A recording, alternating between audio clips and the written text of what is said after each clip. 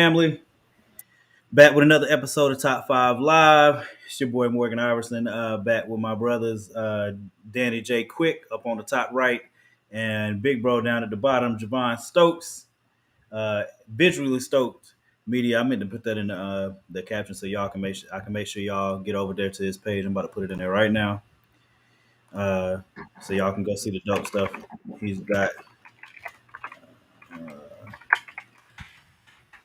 It's visually stoked media, right? Yeah. No, it's just visuallystoked.com. Okay. Um, I figured it out. Okay, let's do it. Yeah. So let me make sure I get that up on the screen.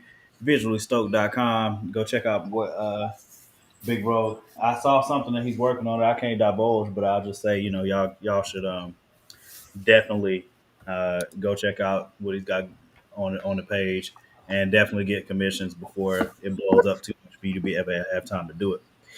So tonight we are, let me make sure I put the joints back up so y'all can follow us. If you haven't already subscribed to the YouTube channel, have been getting a steady stream of subscribers there, and I appreciate y'all. And people listen to episodes, and we really appreciate that. Tonight we're switching it up a little bit. We're gonna do the top 5 inventions of all time. So with that, we need to make sure we explain the caveat because I had to get it clear myself earlier. So when we say inventions, we're talking about things that have been like physically invented versus it being more so of a concept or or a process or something that somebody had an idea to create. Uh, um, so I mean, the examples I was using before is like a light bulb would be the light bulb would be something that is acceptable as an invention. Agriculture would be something separate, or writing, or things like that that definitely changed the world and definitely were inventions, but uh, but they aren't like physical things. Oh snap! Let me bring our guests in. Hold on. That was quick Wait, did cameo. it, did it again. All right, here we go. Look who it is. Got Big Bro Wally. Got Big Bro, my Big Bro Wally in here tonight. I ain't know if you was coming through, bro. Why you think I wouldn't come Is through? he on here? I I don't ain't know, Danny bro. Quick. What? Oh I'm here wow. consistently. See, already, bro. Early with it. Oh god. Why his What's pitch changed? good, Did you give there you go, there you go. All right, cool. Yeah, this is my bro Wally Manere, man, one of the dopest artists in the game. Hey, we got 2 artists in here tonight. Boy, that's what I'm talking about. 2 writers, 2 artists. Killing the game, All bro. right, We're bet. killing the game right You now. got 3 writers, sir. They write too. They write You too, got but 3 me, writers. I was going to say. yeah, Danny. No, I'm saying Wally does too. Okay. Wow. I'm the only one that cannot draw at all, so that's fine. Uh, that's okay. I don't really care. I'm not jealous of nothing like that. So, yeah, like I said, so let me make sure I say this again, and since Wally's here, I'll make sure I explain it again. So, when we say inventions, we're talking about things that are like a physical something that was invented that help change the world in a way out and not so much like concepts. So like one of the things I was struggling with earlier was okay, light bulb counts. Um, agriculture does not count because it's a concept. It definitely changed the world, but it's not a commodity. It's not a tool. It's a concept that helped change the world. So we're looking for tools or objects or something that got created to help change the world in some type of way. So, with that being said, we're gonna go ahead and get into one of these topics, and I we going I mean, so NBA started back tonight. I guess we should start there. You know what I'm saying, with the way too early finals predictions. Lakers taking it all this year, buddy. Hey, mute him. I really came close. I tried to stop doing that, you know what I'm saying, after we started the first week, but I came really close to really muting you just now. Okay, so we already knew what Danny was gonna stand. He's a LeBron fanboy, so we already knew what was up with that. Okay, Hey, but Lakers.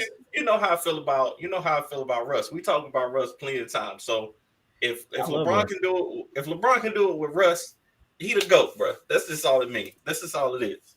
He's the greatest of all There's time. there is nothing that LeBron James is going to do that is going to make him the goat over Michael Jordan. Okay, He we already is. discussed it. He already is, bro. Well, drugs are bad. So, Drugs are Javon, bad. Cocaine is a what hell you of a got? drug, man. Cocaine is a hell of a Yeah, drug.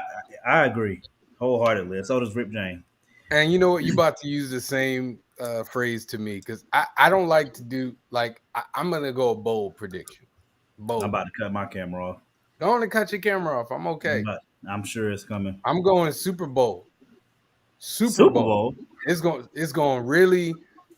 This is either going to be look back and people are going to be like, wow, that's Nostradamus, or people are going to be like, man, that blew up What up, J Man? spectacularly. I'm gonna go with Boston versus Golden State. What? I just told you I'm going Super Bowl. I told you. Why are you not prepared for Boston versus Golden State. Boston versus Golden State. I can see Golden State being really good this year. I can see that. I can see them being really, really good this year. You can mute me all you want. I mean, I'm not going to go. Everybody going to say Bucks and Lakers or Nets and Lakers. Everybody going to say that. Where's the fun in that? It's a prediction. Hey, I think I'm going to make a bold prediction. The Hornets the Hornets are going to make the conference finals this year. Oh my God. That's bolder than mine, dog. That's bolder than mine. You see the Ball brothers? Come on now, LeAngelo got waived, bro. They let him go already. Oh God. Oh my God. They just signed man. They let him go They already. waived him, man. They waived him the next day. Wally, I don't know if you watch basketball a little bit, right? I mean, I used to be heavy in basketball.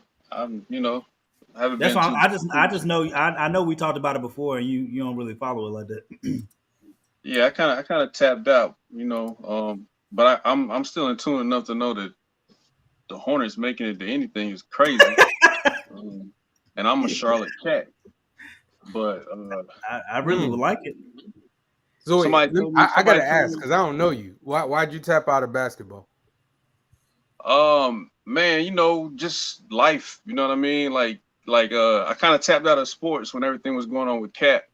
You know what I'm saying? And I started making certain choices about what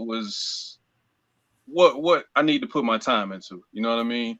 And sports is important. It's been a part of my life forever. You know what I mean? It just came to a point where it was like I tapped out of one, so can I tap out of the rest? And what can I get done in that time? And that's just kind of stayed unintentionally as far as basketball, because it really didn't have as much to do with basketball as football.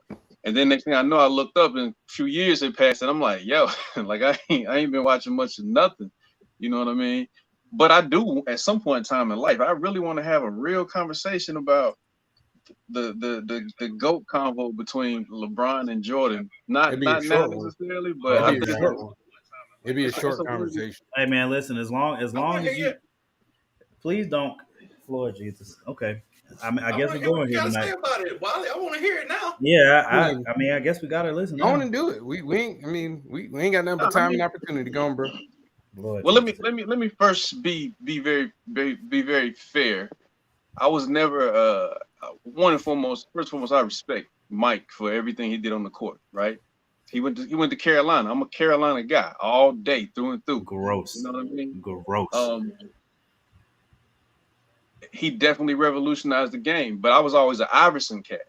I came up really in the era of Iverson. So the hype about Jordan was never as big to me as it was for others, but that don't change what he did on the court. You know what I mean? But Jordan didn't represent the walk of life I was coming from the way Iverson did. So I was more in tune with Iverson because he looked like the people I grew up with. He acted like the people I grew up with. He came from the environment that I came from. So I always related to him different. And then the NBA put him through hell. So it was like, yo, I connect with that on a different scale. You know what I'm saying? So I even went and bought the answers. I never bought a pair of Jordans until my sister wanted some. You know what I mean? So it was less about his game and more about him as a person. The person. Right. You know what I mean? So, that was always a thing for me. But I still, of course, can't not be in tune with what Jordan did and who he was to the game and to the sport. And then LeBron come around and like, oh, this cat come from a certain era too. Now, I'm not saying, I would have to say LeBron would be the closest thing to achieving the status of influence as Mike that we've seen in a long time. We can all probably agree on that, right? True. Yeah. Well, he's the only person to be able to score. Well, Kobe, of course. But he's the only. Say Iverson though, like real talk. You could say Iverson. Yeah, but in a GOAT conversation, you can't. Well, he's talking about he said I'm only going off what he said, and he was saying about the influence. Yeah, I got you. And the influence for Iverson was huge. But the influence for Iverson wasn't so much outside of the NBA, more so inside, is what I'm trying to say. If that makes any sense. So my whole thing with the Jordan thing is the NBA really backed Michael Jordan the entire way. Okay. What they did to Iverson with him the way that Iverson impacted the culture of the NBA was astounding for a player his size and his ability to impact the NBA the way they changed the whole dress code for this dude. Like it was like, hey man, we don't want that type of thing that you're doing. Not only the dress code, they started changing the rules of what was a carry, a crossover, like finding people like you can't have your hair a certain way, your entourage. Iverson's impact was something different. You know what I mean? It also made a lot of people pay attention as they were coming into the NBA as far as making that decision. Do I want to be on this side of the spectrum or that side of the spectrum? You know what I mean? And of course, it didn't help when they asked him how did it feel to play Michael Jordan. And he said, ask him how it felt to get crossed over by me. And they didn't want to hear that from a young cat coming in talking about the GOAT at the time. You know what I'm saying? So, but that was Iverson though. He represented that youth and that rebellion and that next level of what was happening. I'll say Kobe, as great as he was more in line with, I guess, the principles or the visual principles of Jordan than anything else, because he kept it clean. He kept it, of course, I'm sure he talked crazy to people on the court, but he kept his image clean. He kept, you know what I'm saying? Like he maintained a certain level of who he was, whereas Iverson was like, yo, this is me. This is what it is. What you see is what you get. And I'm stepping over cats and looking down. I keep almost saying certain words, and I don't know if I'm supposed to be saying certain words. You know what I mean? But like this our show. Yeah, what you mean? And get locked up all the time. So I ain't want to aid in nothing, putting you in the. You do enough by yourself. You don't need my help with it. So but and I think LeBron was one of those cats. Aside from like the Fab Five, was one of those cats who walked the fine line between the Jordan and Iverson, like that combination to a degree of both. Until we got Derrick Rose. Derrick Rose sparked my interest on another level again, because it was another one of those guys from a certain place and a certain time. But I always want to make sure at the end of the day, I think sometimes when we talk about these greats, like I had to talk with my son about the whole Drake, Michael Jackson, Prince conversation. For me, I'm like, that's crazy. That conversation shouldn't even exist. Then it's point of reference. It's point of reference. And I say, you know what? Some of these cats will never understand what Mike or Prince were to music, to life, to whatever. You know what I'm saying? Fact. And their point of reference, the greatest thing in their mind until somebody educates them on what came before.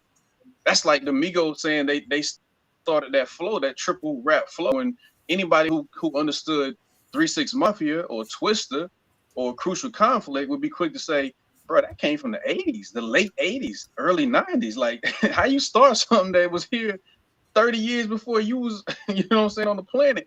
But I think it's all point of reference. You know what I mean? And it's the same thing with Mike.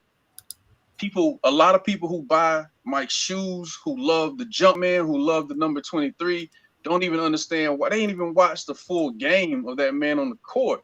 You know what I mean? Which says a lot about the impact, but it also says a lot about height. And therefore, to them, in this era, they've had a LeBron to watch.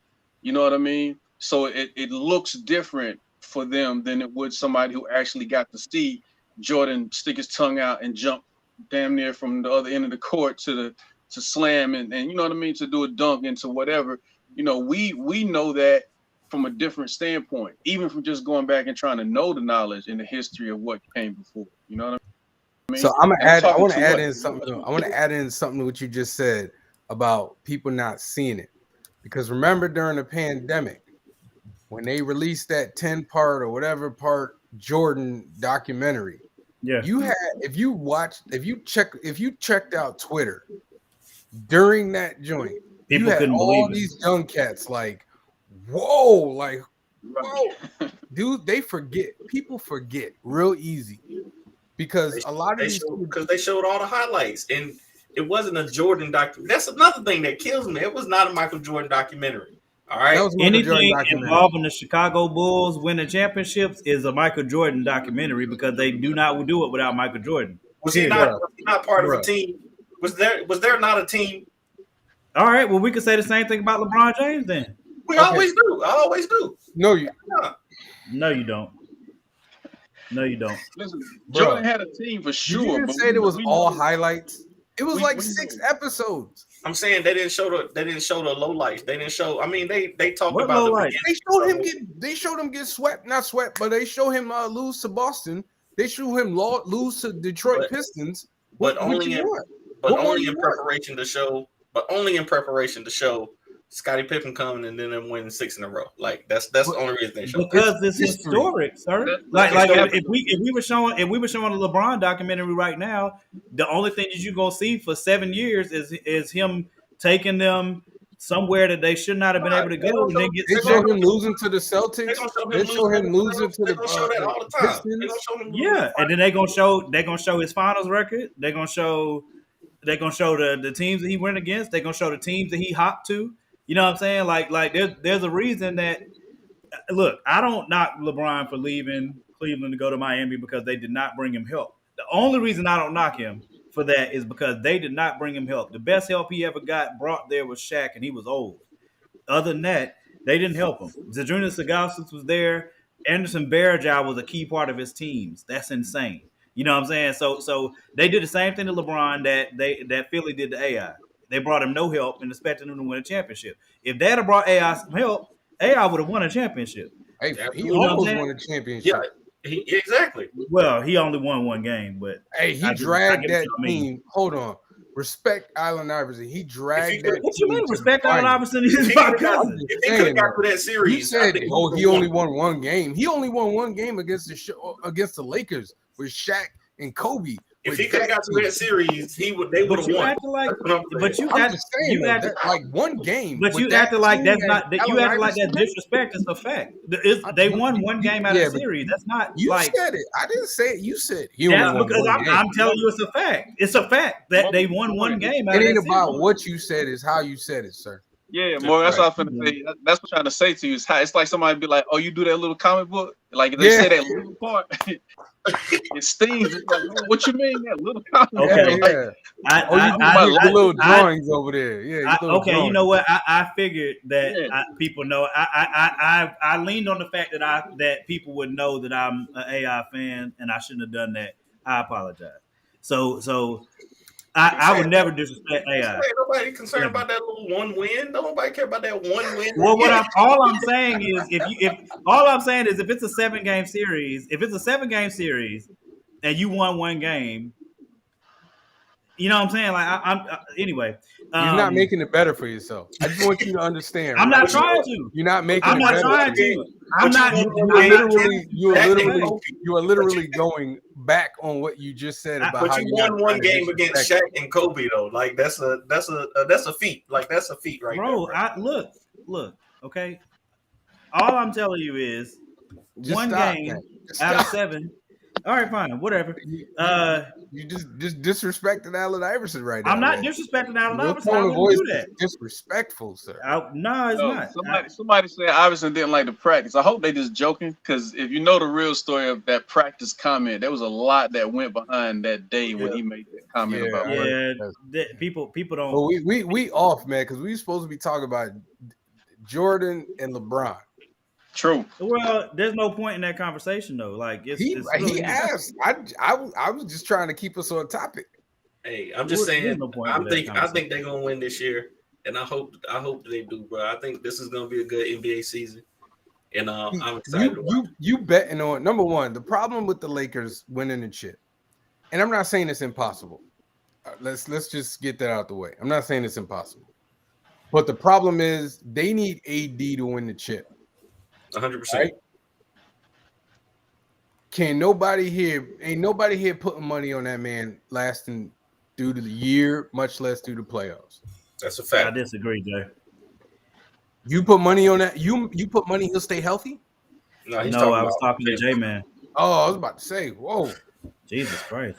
the thing with AD. I think that he's in a good headspace now. It seems like he seems confident coming out there, but his body, that's a whole nother thing. Yeah, Like, that's all it is. that's and they gonna need him. I think we know Russ will be healthy, but LeBron and Russ. I don't know how I feel about Russ more. He passionate. Let me about say. the game. Let me say this the about game, bro. LeBron.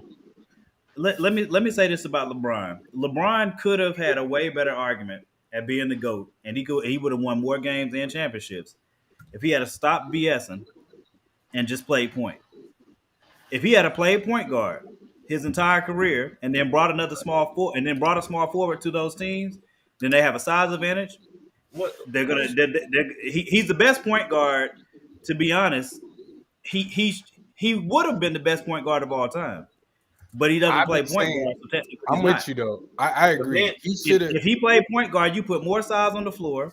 You man have is better 6'. defensive teams than you already had, The man and is now you can just 6'9". bring in shooters to really do damage. And he The didn't man do is that. I don't 6'9", understand. 250 pounds. What was Magic Johnson's stats though? 6'9", Magic Johnson was 22-30. But Magic had all these big dudes. No, bro, it's you're not missing the same. what What are you he's talking about? talking about. His point is that LeBron should play point guard. Yes, Because LeBron is more like Magic than Jordan. Like He is to me, 100% that's the Magic. real comp right there. And I think he's a better version of Magic Johnson. Yes, and he's a Magic better said the version last that. thing I'm gonna say about it is that I think that stunted his that might have stunted his growth. Him coming in wanting to be like Mike at first. I think he came in and wanted to be Michael Jordan. I don't think he wanted to be Michael Jordan. I think He he wanted people to look. He wanted did a people little to look bit at of him in the same light. He's not. He's He had not. a Like, little he's bit. not. Not He be He's like not a Michael he did. Jordan type Remember, player. he had the number and everything. He's 23 He as well. He wanted to be Mike for a little bit. For a little bit. It didn't last What I'm long. saying. So this is what I mean. He changed his number because the thing that LeBron has that puts him in a GOAT conversation is the fact that there's never been a player that came into any league with the pressure that LeBron James had on them and lived up to it. So he was already being called King James before he hit the league. So of course he's going to put on 23, but there's no LeBron. Now, one of the things we talk about with LeBron and everybody acknowledges is his basketball IQ. There's no world that LeBron James thought he was Michael Jordan.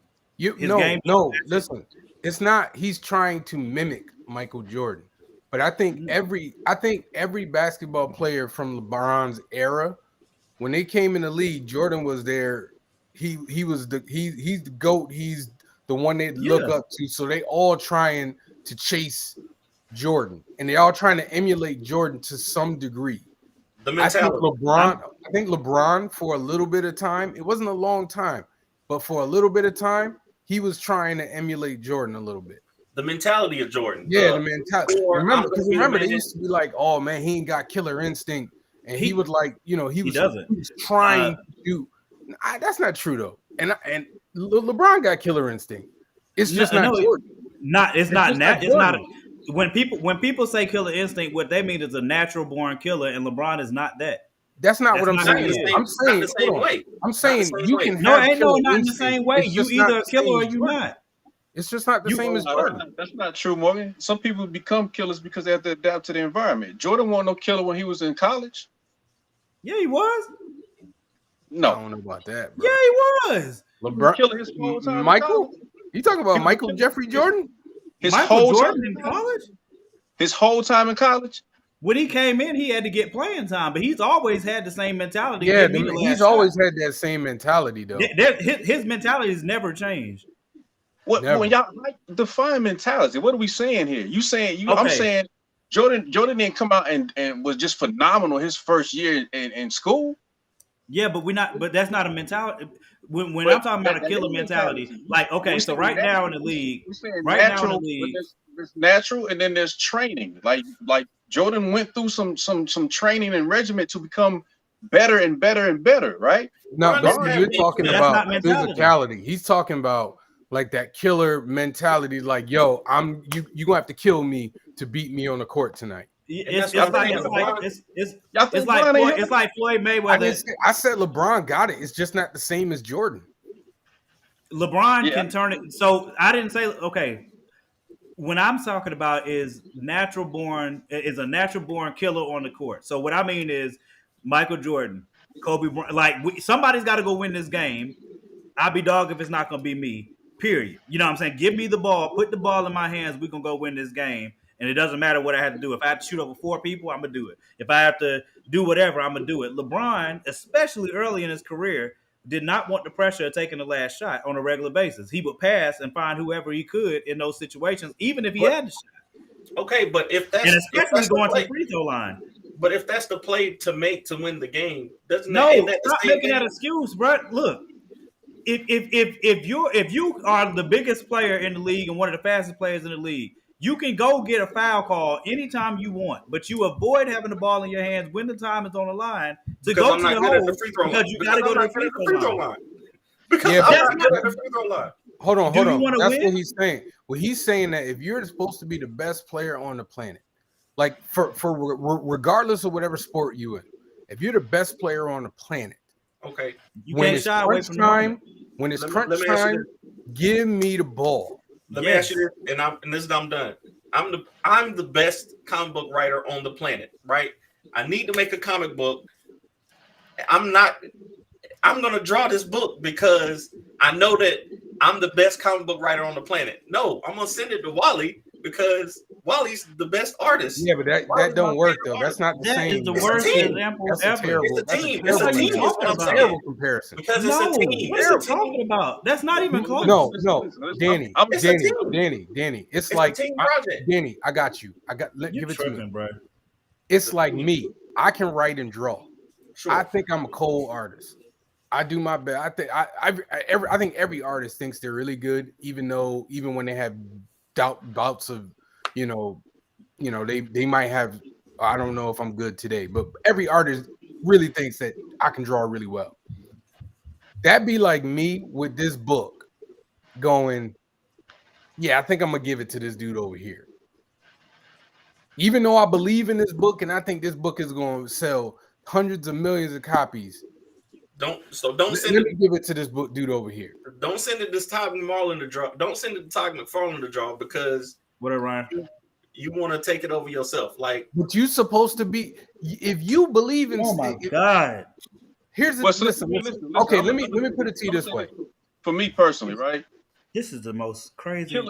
Killer mentality may be different things to different people, but for me, my mentality to win or survive also means I know how to use the pieces on the board that I have. That's me personally. So for me, it may not always be me taking that last shot. It may be me knowing who to put in position, who to be a knight, who to be a king, who to be a rook, who to be a queen, who to be the bishop, who to be the pawn, so that I can move my pieces strategically to get that win. Now that's me. For other people, it might be I got to go out there and get my hands dirty.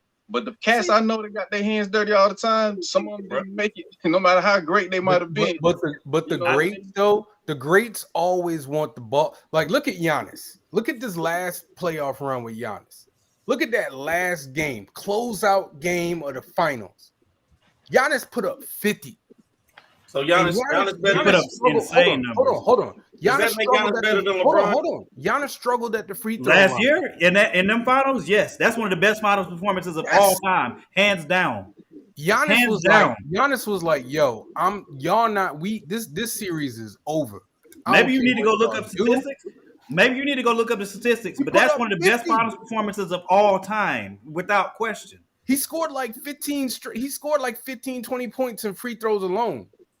And he averaged over 10 rebounds a game. He averaged like 7 or 8 assists a game. He averaged like 2 or 3 blocks a game. He was insane last year. Like insane.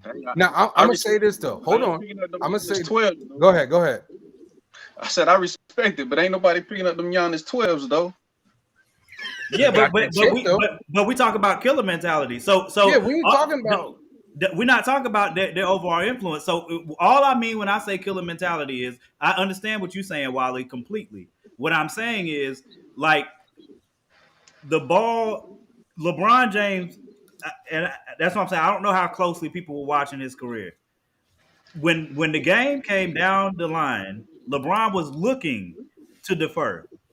It wasn't like we know LeBron. But that's not always true though. That's not entirely true. That's not entirely true. I didn't say it's not true at all. I just said it's not entirely true. Okay. Because against the Pistons, when he was the only dude on the court, LeBron carried that team. Yeah, he did it against the Celtics too. I know what I'm saying. I'm saying that when he doesn't have the same, his killer instinct isn't the same as Jordan's. That's all I'm saying. I'm not saying he doesn't have it. I'm saying the same thing. What I'm saying is that Michael Jordan is a natural born killer. Kobe Bryant is a natural born So Michael Jordan had to do it in reverse. So he was used to, like with Doug Collins, every time this game is on the line, give Michael Jordan the ball, everybody else move, right? Phil Jackson forced him to be like, hey, they're going to triple team you.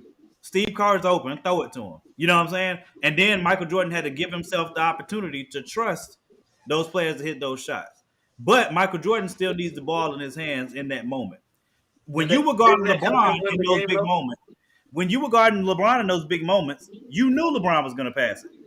So you believe that if Jordan didn't pass the ball to Kerr, he still is making that shot and he's still 6 rings. He still got 6 rings. If he never learned to defer, to give it to John Paxson, to throw the ball to Scottie Pippen, to throw the ball to Steve Kerr, he's still gonna have 6 rings because he's I just said he had to learn. He had to learn to trust his teammates. But the difference is, we talked about this the other day when we were talking about it at the house, right? You can talk about LeBron James' field goal shooting numbers, right? But his field goal shooting numbers are what's the word I'm looking for? Augmented, to say the least, because the majority of his field goals are coming from around the basket and not jump shots. You would concede that LeBron James is not as good of a jump shot shooter as the Michael Jordan, correct? Okay, would you? Okay, sure. I would agree that. So Jordan's not as good as a 3-point shooter as LeBron, right? I'm not saying that. The percentages on that aren't as far apart. Like percentage-wise, LeBron is a better 3-point shooter, but okay. What about assists, rebounds? What about assists, rebounds, blocks, and steals? Hold on. LeBron is a better 3-point shooter, not percentage-wise, because the volume is significantly different. Like, yes, it wasn't a 3-point shooting league back then. Like, if you not at all. Back then, if you were shooting 3-point, you were specifically a person whose job it was to shoot threes. Yeah. Like, the biggest stars weren't exactly shooting threes. Like, Reggie Miller was like an outlier at that time. Like, you got to think of yes, like LeBron is a better rebounder and everything, because that's not what Jordan wanted to do. Like, if Jordan wanted to be the best rebounder in the league, he'd be the best rebounder in the league. Just agree. Like when Jordan decided to be the best defensive player in the league, he got Defensive Player of the Year. But that's LeBron James never got Defensive Player of the Year, and he's a small forward. I think I see where Danny is going with, and I think at the point Danny is making, we could argue whether Jordan could have been the best rebounder, 3-pointer, whatever. We'll never know that, right? What we do know is that he had people put in place to be those things that he didn't want to or didn't choose. On the other hand, did do other things that Jordan didn't care to do or have to do. At the end of the day, LeBron carried Cleveland his whole time there, period, point blank. They would have not been in the conversation without LeBron. There has to be some killer instinct and the ability to adapt and maneuver for him to do what he did, right? For him to be. I'm not saying he doesn't have killer instinct at all. I'm just saying he's not a natural born killer. I think it's like we talk about who's the greatest, whatever. If we don't put parameters in place to say what's the guidelines, that's what makes it start going all over the place, right? So I got you, Danny. Danny, you gotta pick one basketball player to play a one-on-one game for your life on a line. One-on-one? A one-on-one game. Shaq. Shaq? I'm picking Shaq. Hey, man, let's go. Let's go. All right, let's go on and do the let's go on and do the top 5. I'm picking Shaq. I'm picking Shaquille O'Neal, especially if it's make it take it. You're gonna die. Especially if it's make it take it. They whoever it is playing against them gonna be shooting threes for days. Shaq getting to percentage wise, you're gonna miss a 3-pointer. Shaq's gonna get a rebound. He's gonna dunk it, and he's getting to the basket every time. He's winning the game. All right. No, I seen Allen stop Shaq from getting to the goal before. He can miss and be stopped. Let's go on and do this list because Danny. If you're playing one-on-one and you pick anybody other than Michael Jordan, I don't know what you're thinking. But anyway, let's go on and do it. Yeah, I went first last time. So again, let me reiterate for everybody watching. We're doing a top 5. Let me make sure I switch it up here. We didn't even get to the other topics because I already knew. That's why I ain't want to. Anytime you invoke LeBron's name on here, bro. Don't start with basketball next time. Hey, you're right. I shouldn't have done that. I don't know what the F I was thinking. All right, so it's already up at the top, but let me put it up here so everybody knows. We're doing a top 5 inventions of all time. Newbie goes first, man. Newbie goes first. Well, I didn't know I had to write 5 top inventions down, so I don't have a. Hey, yeah, I mean, you come off the dome with it, I guess. Just go off the top, man. We're doing all top right, 5 inventions. We'll go. We'll give you time. So you got by the time we finish ours to come up with your 5. I don't mind. He can do that. I'll go first. Go ahead, man. Go ahead, Danny. And make sure you send it. So let me. Matter of fact, let me get some up so I can be ready to post the poll. I'm about to send it to y'all. Oh shoot, I did it on the wrong thing. All right. So top 5 inventions. Okay. Now all of mine are, like I said, are in the last. Mine's since 1920. Okay, so it ain't no prehistoric inventions on here. Said all time. Jesus Christ. Yeah, we said all time. Who the hell said this? Stop. I'm sorry. I'm sorry. Is a better team player than Michael Jordan. Just going. No. He's right, no, we're not doing this. We're not doing this. Do your list, bro. Basketball Oh my God. Number 5, the telephone. Okay, communication. You gotta be able to communicate, and the telephone allowed people to communicate long distance, all times of the day. Okay. Number 4, penicillin. Okay, penicillin single-handedly extended life expectancy 20 years. That's gangster. Okay. Number 3, the internal combustion engine. Enough said on that. Number 2, the internet, because it's changed the world so fast. How old is the internet? 20 years old? And like we've gone leaps and bounds. I don't know how it is. But and number 1, 20 years old? Number 1, I don't know. Number 1 is air conditioning. Okay? Air conditioning is the greatest invention of all time. You're talking about the HVAC systems? Or are you talking about like the flow of air? What do you the unit? The unit, like the ability to cool air in a building. All right, because air conditioning allowed people to live in places that are normally uninhabitable, like all over the world. So, Were they yeah, uninhabitable though? that's my list. I can't be mad at that's a solid. I wouldn't know about number one, but that's a solid list. What All was right, number one? I'll go. All right, Number one was air conditioning. Air I conditioning. put it on the screen. all right. Number 5, the computer literally changed the entire scape of the world. Everything I have. Number 4, the refrigerator. I mean, before that, people had to like use ice and salt and all this other stuff. And number 3, the light bulb. They can't go different, can't go wrong there. I got something Number to say about the 2, light bulb when you're done, though. number 2, the telephone. Danny already spoke on that. And I was very specific. I was going to put the internal combustion engine and whatever, but I was just like cars. Because, back then it was like a walk. You either walking or you driving or you on a horse. Horseback. Or horseback. On.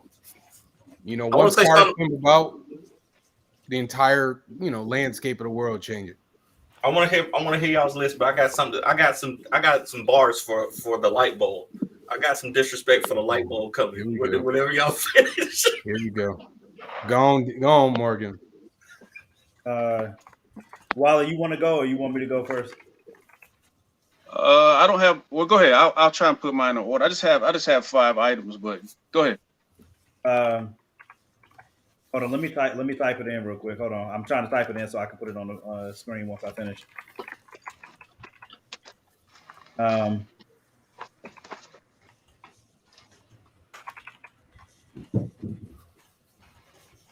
right. So I was actually gonna put internet, but so for mine, for mine, fire, air, water. All right. So I started with number 5. I got engine. I didn't specify internal combustion because steam engine was important too, and you took steam engine to get to the internal combustion.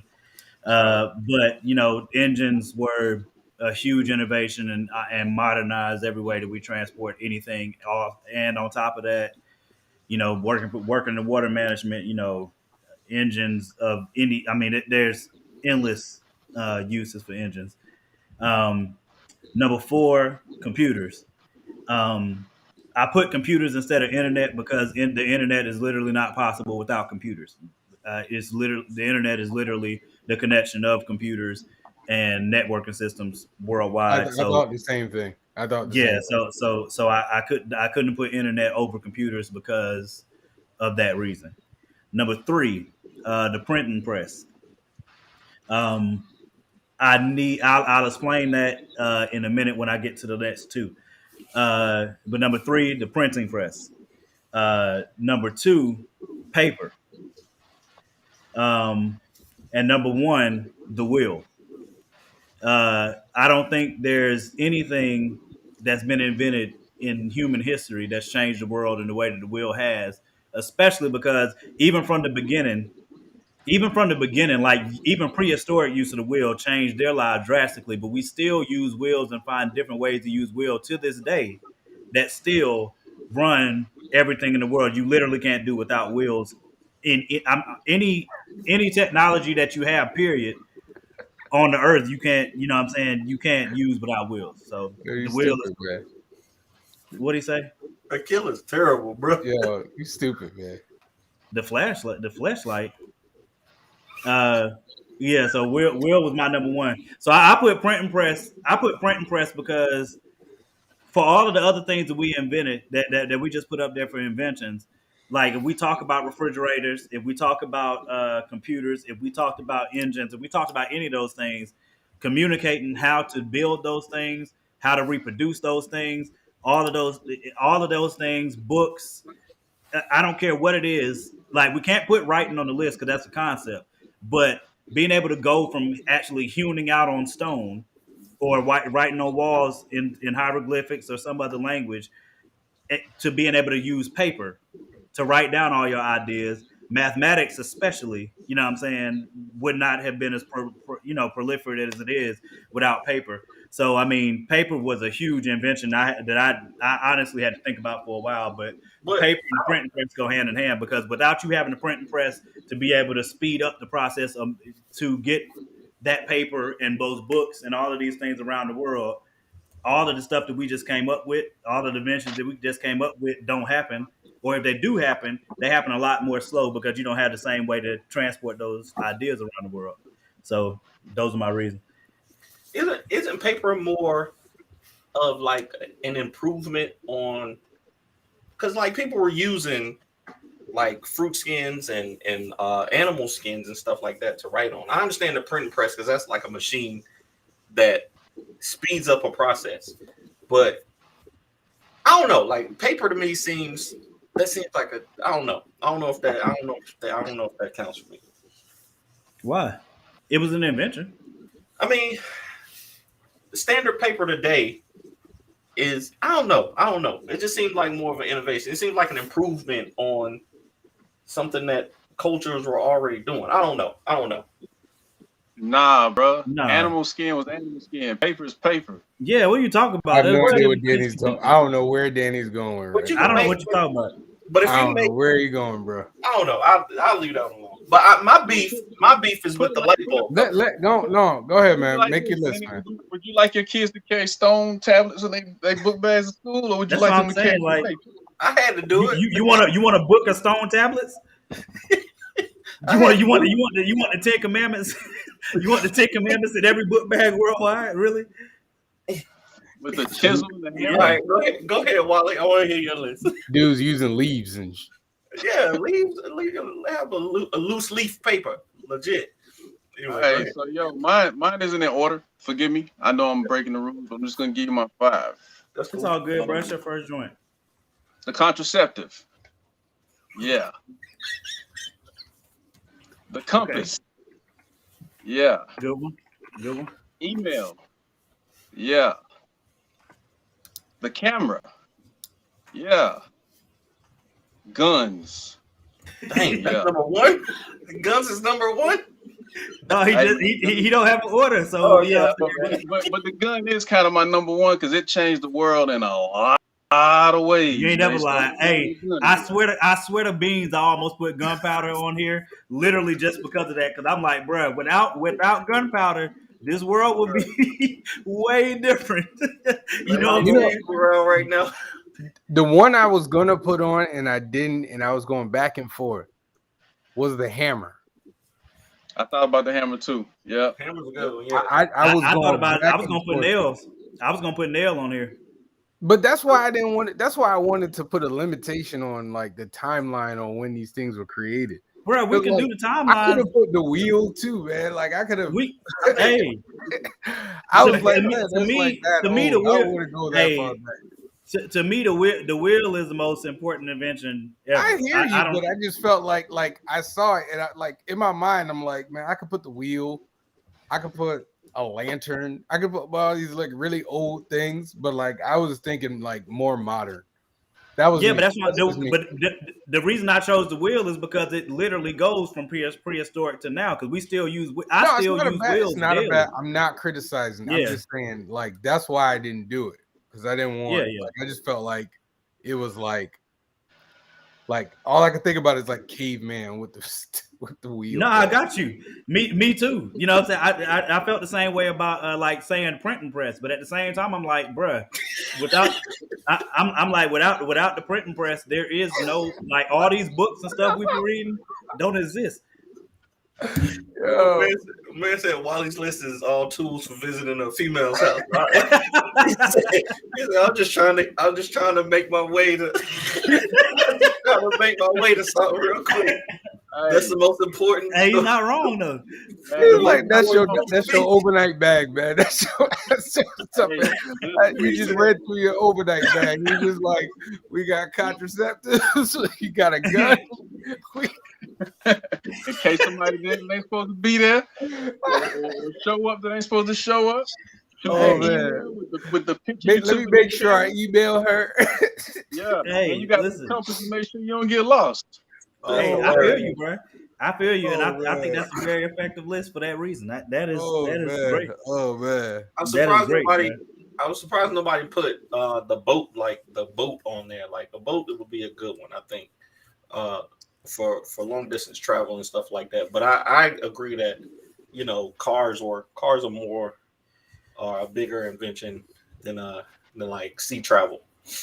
I mean, the boat technically has a greater impact than a car. Like now that I think about it, the boat does have a greater impact than a car because the boat predates the car. And you use boats to travel the world, literally, and you still use boats. That's how we got from point A to point B across the sea. So, I mean, like I said, that's why I was trying to stay modern. I was having a hard time going back too far. That was me. Like the farthest I went back was what? Light bulb. That was the farthest. Yeah. Hey, speaking of the light bulb, here's my beef with the light bulb. All right. Oh boy. Why the light bulb's primary function was to get people to be able to work overnight.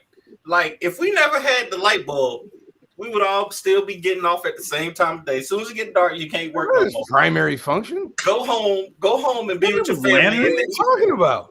Go home and be go home. Why would you think that the light bulb's primary function is for us to work overnight? That's what it did though. Like as soon as the light bulb became, widely used, people were working longer hours, longer into the evenings. People spending less time with their families. The slaves was already working pretty late. Light bulb or not, so I don't know that helped our situation at all, my brother. But carry on. But at least when the sun goes down, people know. Okay, now it should be about time to stop working. Yeah, but that's not the light bulb's number one. Like light bulb's purpose is so that we can see at night. Yeah, so you can keep working. That's the only reason. So you can see. So you can either so you can turn your lights off in your house. Yeah, then I'm going to sleep. No, just turn them off. You can't use light bulbs. That's for work. If I turn off the lights, I get more sleep because I can't do nothing else. Well, Danny, according to your theory, clearly that didn't work because second and third shift got invented. So I don't think that the light bulb stopped nobody from working later. Not to mention, you act like the light bulb. They didn't have lanterns or fires or. And that's my other beef though. Like we already had ways of light. So I mean, I think but they weren't efficient. And they were dangerous. Oh, look, y'all, I understand this now. I got a bag full of things to do when you got to go do some things. Danny wants to go back to writing on tablets and working under a little fire. We're clear now. We understand. Danny got his lantern with his parchment. Right. My dude say animal skins, bro. My dude say I don't know. Danny got his scrolls, man. my dude say I don't know if paper counts because they used to write on animal skins. I don't even know if paper count. What? This dude got scrolls. What are you talking about? Danny got leather scrolls. No, I'm saying paper is like paper is scrolls in his closet right now. He's still writing. Man, what in the world? I was saying paper is an innovation. Like it's the natural progress of it. Like No, it's not. It's not an But that's like saying a refrigerator. The refrigerator is an innovation of cold storage back then of ice. It is. But, I mean, one is an invention. Like it's still an invention. I'm saying like the wheel, right? Like you got the wheel, which like the first one is a stone. You had to chisel the stone around it to make it round so you can roll it. Now we got tires that have rubber. Like you saying that the rubber tire is a invention. It is an invention. From the wheel. It is an invention. That's what I'm saying. Paper is like that to me. It's like we already got. They was already writing on lambskin and moleskin. Yeah, but we're not doing writing. Writing is a concept. That's why it's not on the list. Did the rubber tire exist before the rubber tire existed? No, but I'm saying then somebody invented it. no. I agree that it's an invention. I'm just saying that. So Danny, you want to be out there like the Flintstones, kicking your stone tires around and picking the car up and getting that speed going, and then you're gonna go to work and hammer out your time card under the fire lamp that someone's holding up over you. I feel you, bro. I think what he really want is for DJ to get his workouts from carrying tablets in his book bag to school. That's what I think it's just a workout thing. You know what I'm saying? Build the muscles, man. Build the muscles. I see. That was I had. It took me a little bit to get my list together, only because that's why I had to ask y'all earlier, because I had concepts up. That's why I put the poll up earlier that I did. You know what I'm saying, with like those things that those concepts or ideas that change the world. You know what I'm saying? Like, so and right now I think based on that poll, people still got religion number one. Which is crazy to me, because that don't make no sense. It don't make no sense to me. It makes sense. No, not over agriculture and farming. People were farming. People were farming and growing and growing stuff before religion was even here. It depends on what type of it depends on what type of religion you talk about. I don't know. Okay, fair enough. But even if you want to call Adam, if you want to say go back and say Adam and Eve, like, but after that there was no real religion. Like, religion is just like the formation of, like, oh shoot, sorry, I got the game on as well. Religion is just a way of putting rules to, like, that's all it is. Religion is just rules. Yeah, religion is a belief system in a higher power usually. Yeah, but it consists of rules. It doesn't. Name a religion that don't have rules. Look, you'll be there for a while. I think Morgan is talking about the concept. Go ahead, Wally. I understand, but conceptually, agriculture and farming. But what was the basis of that? Was it the great? Which one had the most impact, or yes, yeah? Which one had the So let me. I'll put it up real quick. It's from the group. Hold on, I gotta pull up the options I put on there. So I said which idea or concept changed the world most and why? The first was religion. Second is agriculture / farming. Third is writing. Fourth is plumbing, and fifth is refrigeration. I think as far as the power structure of the world, it would be religion for sure. As far as survival and, general maintenance of, then agriculture becomes, you know what I mean, a different conversation. But as far as the impact of power and the structure of the world, definitely. Aside from the guns, religion is definitely the most powerful weapon out there. Religion. I would disagree. I'd say whoever controls the food controls the world, man. I agree. So the reason I went with agriculture is because literally civilization wouldn't exist without it. So like we had humans wherever they were nomads until we learned to domesticate animals and grow plants. But let there be a food shortage. True. Yeah, but this is going out the window. Throughout the history that we know, what has had the most control over the people from whenever? Food.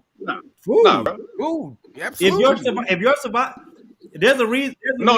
I'm saying that you can point to me when food was used against what civilization to alter what they did, believed in, or how they functioned. Even in medieval times, that's how kings and stuff controlled the people below them. It wasn't just religion. It was like, hey, like when kings wanted to curry favor with the masses, they gave them food. Even in Roman times, that's what they did. Let me use this example. The natives of America had food. The people that came to visit didn't. But what was used to empower and break down those people who controlled this land at that time? Religion. That's what I'm saying. I don't violence, but okay. I was gonna say I don't. There was violence, but they also convinced them of, hey, y'all are living a savage life. Hey, the gods that you pray to are false. They never bought that though. Them guns too. Many of them did buy that. Many of The them did buy majority that. did, but the majority didn't. They had to eradicate them. Yeah, but if they had to kill them. But if you're talking So- about like a large scale impact, like not just like well, number one, let's just be honest, they all had an impact. All right, that's All had big number one. impact. But if you're talking about large scale impact, like farming and everything, because that's how the bartering system is probably you could make the argument that it kind of originates from, okay, I need this, I need food, so this person over here has food. How can I get food from that person? Right? Because like I said, depending on your religious background, you can make the argument that religion didn't really exist until a certain point within history, because up until that point it was how do I put it? You can make the point that it was spirituality and not religion. Religion is organized. But that's what I'm saying. Religion is organized. Over spirituality. I would say religion was used more as weaponized more than spirituality. I mean, from religion was weaponized. The induction of Christianity to even the concepts that was given to slaves and whoever throughout time, or even things that the Vatican and the Catholics and others have done, even why they went to war, or even in America when religion was used as a reason to go to war or to hype people up to go to war. And many of our wars not my war, but this country's wars that were fought or set in place or whatever the situation may be. So that's the standpoint I'm coming from. That it has been weaponized. Many is over. You're right though. Like I'm not saying you're not right, but the way I look at it is, if one of the two disappeared from the world right now, what has the greater impact? I mean, you could say religion though, because people lose the will to live. Like if people you don't think people gonna lose the will to live if every farm in the world was destroyed, will to live, and agriculture was destroyed and gone? They're gonna die, but that's anarchy. It ain't gonna because they don't want to live no more though. Like the hope that you get from your religion, like the basis of your entire wanting to survive is, I mean, but that's not everybody though. Everybody need food though. There's a whole bunch of people that are not religious at all. There's a large especially nowadays of this world that is not religious. There are more atheists. There are more atheists. There are more atheists probably walking the earth right now than there's probably been in a really long time. There ain't a person on this earth that don't need food. How many atheists there aren't? The people in power who use certain things to try to control the masses. That's the only thing that I'm trying to stress. No, I mean, you're right. We don't disagree on that, but I think me and Javon's point is food. You're saying are we talking food or the ability to farm? Agriculture and farming leads to food. No, like that's agriculture and farming changed food production, how you get it, and how you keep it forever. Right. Otherwise, like I said, civilization would not exist the way it is right now without agriculture and farming. It would not. It could not. The same because you have to follow the food sources. No, but any of us can learn to hunt and fish and grow our own food though. Like all of us can technically do that. Like when you talk about agriculture, you're talking about a group of people making food for everybody else to just go out and do work. It's both though. It's agriculture as a whole. It's not just like mass. It's not just like it's not just mass production. It's what helped people to centralize civilization as a whole. If you're talking about before that, you had to follow the herd. The need to eat, then of course, yes, everybody needs to but eat. That's where it comes from though, because if you can't farm, you can't eat. If there is no agriculture, if there's no farming, then you're not getting food. Like no, you could eat, but the difference is you would not have a centralized civilization. You would have to follow where the food went. So if you're meat eaters, you have to follow where the food goes. Yeah, you gotta hunt. If you're in a climate where certain plants don't grow, then you're gonna starve, or you have to move to where those plants are, or where there aren't plants at all, or you have to figure out what you can and can't eat somewhere else. But regardless, your civilization isn't stable, and you're going to have to move because you need a constant food source. You cannot survive without food. You know what I'm saying? You can't survive without food. You can't survive now. The I water mean, thing, you you can have to put in survive the without religion. Like, I'm a religious person, but you can survive without religion. 100%. That's why You can people do are it every atheists day. now. People I are feel you. atheists now because we do see the effects that religion. Again, I need to make sure I restate this. I'm not saying I don't get y'all's point about religion, because that's one of the reasons I put it on the list. Religion has been one of the most powerful things that's ever been invented. Period. You know what I'm saying? But all I'm saying is religion by itself does not cause the civilization that we have today. Y'all, You I gotta you go, you could but be you could be I want religious to point wherever out you wanted something. to be. I just want to point out the fact that Wally got fans everywhere that I've ever been. We on the internet. Nobody even knew that he was coming on the show, and he got fans popping up in the comments. I just want to point that out. Yeah, it's a What are you talent, talking bro. about? I have no clue what you're talking about, my man. It's Well, like There- four Wally, there's people in I here. don't know what you do, man. Like, you gotta tell me about your stuff. You don't know. This is what. Hold up. We I've didn't never introduce met this Wally. man before in my life. We didn't introduce Wally at the beginning of the show. You didn't. Yeah, we never officially met, and we're gonna blame Danny for that. I This blame ain't my Danny. show. I blame Danny and Morgan. This is more. How you blame me? Blame I him. did introduce him. I You said this is ain't my big introduced. You brother just Wally. I said didn't this know is you my was boy. coming. No, we said introduce us to each other. Yeah, we just Oh started my talking. god, bro! Both of y'all on the same show. Y'all both got mouths. My god, Am I supposed to Wow. interrupt our conversation to have a conversation with this there man? wasn't no conversation going on this whole time. Get that out Before of I here. go, this is my homeboy, Wally McNair from Charlotte, North Carolina. He runs the city down there. Stop. Artist Now extraordinary. you're trying to bring me unnecessary heat Graphic- from other people who might feel a way about that. And I'm gonna Graphic- send them to Candor or wherever you from originally Candor? and tell them to tear that up. Bruh, why you always got to look? They gonna come get you. You keep talking about Candor. That's all I know. Hey, I ain't about it. I definitely ain't worried about it. Charlotte, North Carolina. Artist, writer, creator of let me see. We got the Legend of the Black Pandas, Fairy Tale Yo, Night. I work on I co-own King Supreme with Danny. Co-owner King Supreme. Time to time, Danny okay. kind enough to holler at me to come in and chop it up about business and move support and yada yada yada. You know what I'm Company saying? once So I emperors, draw. once emperors. I might have to look up this stuff, man. It's hard, man. There's a lot of y'all in a lot of in contact with a lot of talented gentlemen, and my wallet can only support so much. Hey, It be trust. I get it. Trust and believe. I understand. I'm still waiting. Another dope fact. I'm still waiting for my lumberjacks, man. Wally did the original cover for Lumberjacks #1. Okay. And it's still fire. I told my big bro, I was like, bro, this is what I'm thinking.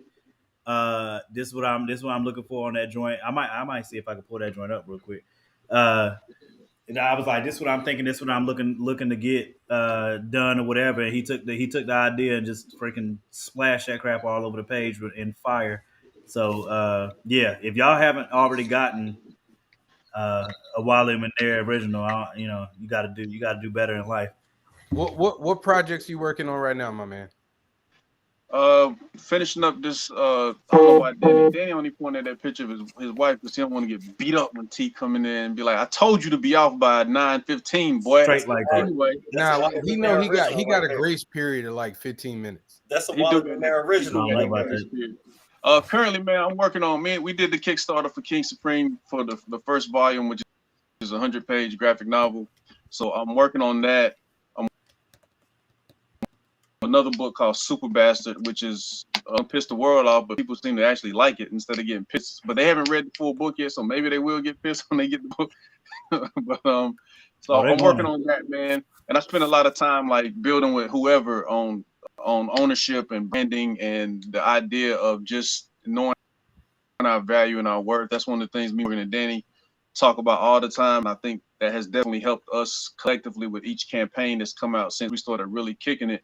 Because we look at it from 3 different perspectives, and then boom, seems to affect the numbers. And as they last 2 campaigns have shown some hell of a growth.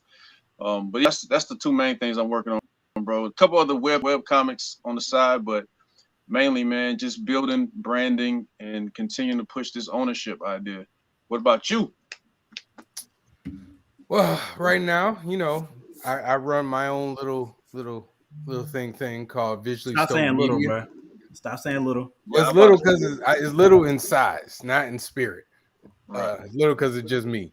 But writer, artist, colorist, letterer, editor, Visually Stoked Media. Right now, I got an ongoing series called Heat, Black superhero comic book. Been doing it for about 7 years now. dope. 7 years, 5 books, five books. 3-issue miniseries, graphic novel, and now I just started a ongoing. Um, and yeah, man. So I'm doing everything by myself now, but I am looking to eventually procure some help, some Right. artistic help, because I only got 2 hands and Are only any one of of them Yeah. can y'all, draw. before we get out of here, are any of y'all submitting for the milestone summit? Are any of y'all submitting for that? Man, you already know. I My want wife to. convinced me there's something in, but you know how I feel about the majors, so I ain't tripping on it. But my wife convinced me this is worth submitting. So Bet. I I want submitted. to, but I don't I know was about how to say to. you better listen to wifey. I want to, but I don't know what I should go in as though. It don't everything, bro. so when you go into the artist side, they're gonna ask you to send a Right. link to. Okay, 3 pages. It's like 3 pages, right? You gotta do three yeah. pages, but then if you do a writer, or is it 8 pages, something like that? I don't know. Oh, okay, I think nice. the writer's 8 and the artist is 3. I Right. mean, do And both. Do both. well, If Yeah, you got once if you again, got the time to. If you got the yeah, time. but that's what I'm saying. For me, I'm in the middle. I'm literally about to start heat number 2, and like if I have to stop to do this, Right. I gotta be like I gotta dedicate myself to it. You Right. know what I hey, mean? And that all I know means is that I can't start on heat, which pushes back everything for next year. if True. So all of us, I'll probably submit, figure it out within the next day or two. if all of us submit, then at least one of us might get to go. That's all I know. I mean, I'm all for everybody pushing, but you know, Danny Morgan, y'all know I don't have my convos with DC. I don't have my that didn't turn into more than 6 months of conversation. So I'm never against it. Figure out what the value is at with your time. You know, same thing. Like if I put this much time into it and it don't go anywhere, was it really worth the time? And if it's you got to weigh the scales. Absolutely. So my wife has been having these vibes about certain things. So I said, you know what, ain't this a different group of people overseeing this particular project? So Yeah. conversations can go way different. I wish So it was. I'm just I kind wish. of I set a certain amount of time to get something done, just turn it in and be out the way. That way I I don't. wish they would allow you to, if you have projects already done, to submit the project, right? Right, You know what I mean? Like right, I would submit heat number 1 and just be like, I do all the paperwork that they asked me to do, and then be like, hey, look, I'm showing you that I what I can do, create a right, book right. instead of me having to start all over from Jump Street. Like With I something wish new. they would allow for that. Like if you have experience doing that, it's because like I said, for me, it's time management. Like, do I have the time to stop what I'm doing and go do this? And Right, probably, and with the amount of people that are all going out for it, that chances are really low. And I'm not saying anything about my skill level, right, but right. No, no, a lot it's of being people. realistic. It's a lot of Yeah, people applying for this thing. Yeah, for sure. I it's said the the reason same why I thing. haven't gone back out for like I had the same thing with you. Like I did Marvel. I had conversations with Marvel and did a couple of pieces for them to, as almost like a tryout, like, hey, do a couple of covers, and Right. nothing materialized for that. They said, just told me I wasn't ready. Whether I agree with it or not, hey, whatever. But like I had to stop what I was doing, my momentum with my thing, to try and chase, Marvel. And I remember having a conversation with Jim Starlin, not yeah, Jim Starlin, and he was just like, listen, you just work as hard as you can and make enough noise that they have no choice but to come after you, and Right. then do work that way. But once again, this is a great opportunity for those people who are just artists or just writers that are looking to get in, and you know what I mean. And I think that's the difference. Some people are really, really focused on that get in, and some of us have been doing it ourselves for so long. We're just like, look, with or without, we're gonna move. You know what I mean? And because of that mentality, and maybe that's that killer mentality that y'all were talking about earlier, but because of that mentality, Correct. whether this opportunity shows itself or not, we already got that mind state that I'm going after mine. You know what I'm saying? So when these things come up, we're not as excited. We're like, oh, that's cool, but what's the value in it? You know what I'm saying? So I feel you. I feel you 100%. But I know Danny gonna do it regardless because he wants to write. He wants to write Batman or something like that. So he Nah, I can actually have got. Ace Blade and Batman fight, and Ace Blade get beat up or something. Something he was telling me Nah, one time. I don't ever want to. I don't ever want to write Batman. That's not me. I want to do a. What I want to do is create a character for Milestone, and then get him into the Yellow Lantern Corps. That's what I want to do. Wait, you But want to create a character for Milestone and then give it to DC? I don't want to give it to DC. I wanted him to. That's what's I gonna wanted to happen. You're cross gonna be over. giving it to DC. I wanted to cross over into DC. I don't want to give it to DC. But I'm trying to understand why you would create it for Milestone just for it to be a lantern. to cross over, I just wanted to cross over into because I don't want to create. I don't necessarily want to create anything for DC. But I would That's the create. other thing, man. I don't really want to give any ideas to any of the big two. Like I hate to say it, but like I've read way too many horror stories about dudes not getting no money. The dude, what's his name, Ed Brubaker, right now he ain't getting nothing for Winter Soldier, man. That joint's making millions of dollars, and he's not Yeah, getting. they give him like a couple thousand to chill and not say nothing or They something cut like him off that. a couple G's. They cut him off a couple G's. But me and Wally had just talked about this. They ain't getting Ace Blade. They ain't getting King Supreme. But they can get this Havoc I got in my brain. They can get one of Oh, these they other can get characters. wheat. They can get wheat bread, man. Because I throw him together right quick. Facts. Cinnamon toast crunch. Cinnamon toast All crunch. them. You can get the whole meal. All them cats. Nah, Meatloaf. I got some Meatloaf good dude. ideas for them. I got some good ideas for them. But they ain't get Ace Blade though. They can forget about that. I mean, Wait, the all good. right, let's be real. Let's be real, Danny. If they come to you and they want to give you 500,000 plus, they'll give you just go with me. They won't give you 500,000 for the rights to produce Ace Blade books, and they'll give you points for trademark, not trademark, but you know what I mean, like Royalties off the royalties. They'll give Batman. you Yeah. royalties. You ain't gonna give it up They can't have Ace Blade. They can't have King Supreme. For 10 years. They just want them for 10 years. 10 years. And if at any point in that 10-year span they don't have Ace Blade comics being produced for a 3-month period, you get all the rights back. All rights come back to you. You ain't But gonna take that. Warner Brothers gets a shot at the movie because that's one of DC's clauses that Warner Brothers has first option for any film that might come out. You ain't taking that order. You ain't taking that. Not for Ace Blade. Morgan, I'll you make ain't them taking that for Lumberjacks. I can create something for them, but they ain't getting it for Ace Blade. You ain't No, taking what that. no. I'm asking. Look, I'm not selling my IP. Lumberjacks is not going to anybody but me. Number one, you know what I'm saying, and the reason is because until I finish the arc, you know what I'm saying, until I write it how I want it to be written, until I make the character known how I want it to be known, nah, I will gladly create another dope character. You know what I'm saying that they could have, but I'm Let's not sweeten the selling pot. no Let's original sweeten the IP. pot. What if they said you could still be in charge? They want you to do 10 issues so they can put out 2 trades, but they still want to keep the rights to reproduce and to print for years No, for $1 million. how much?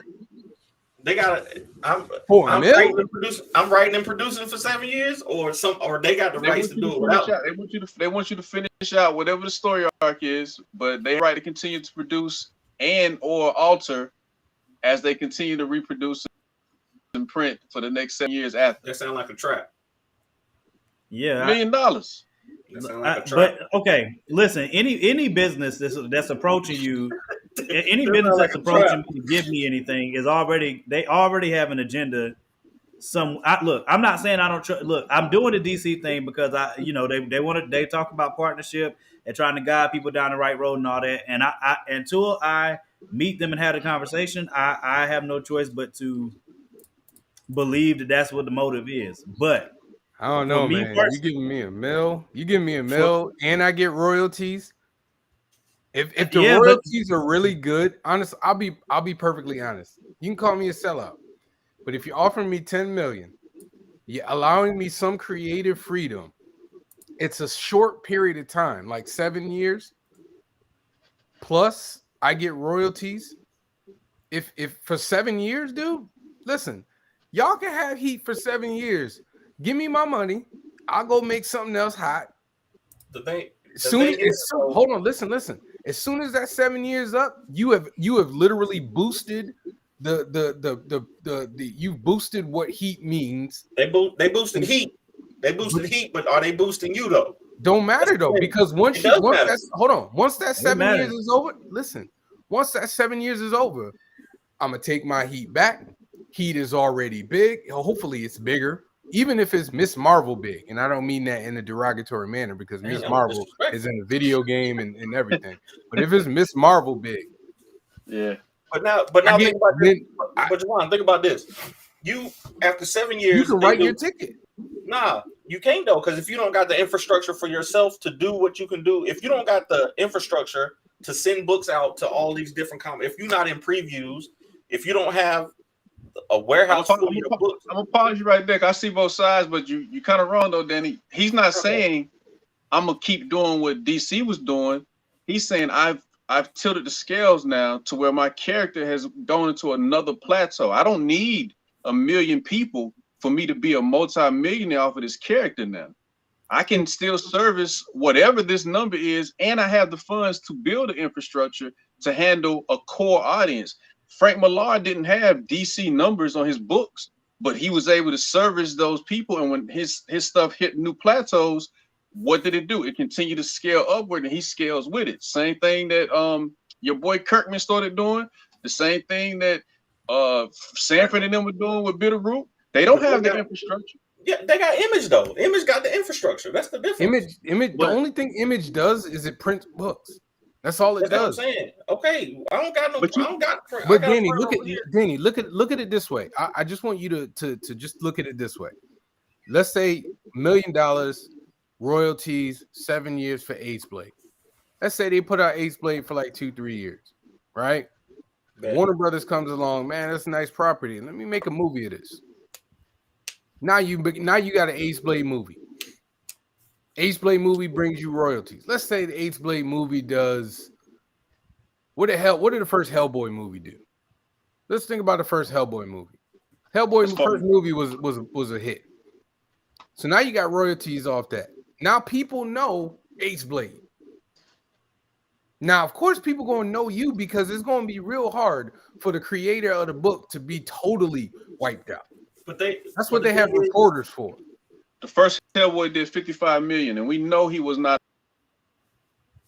as a Batman or a Superman or a Spider-Man. Right. And that was good for that time because if the budget wasn't, the budget was pretty decent. That was great. Yeah.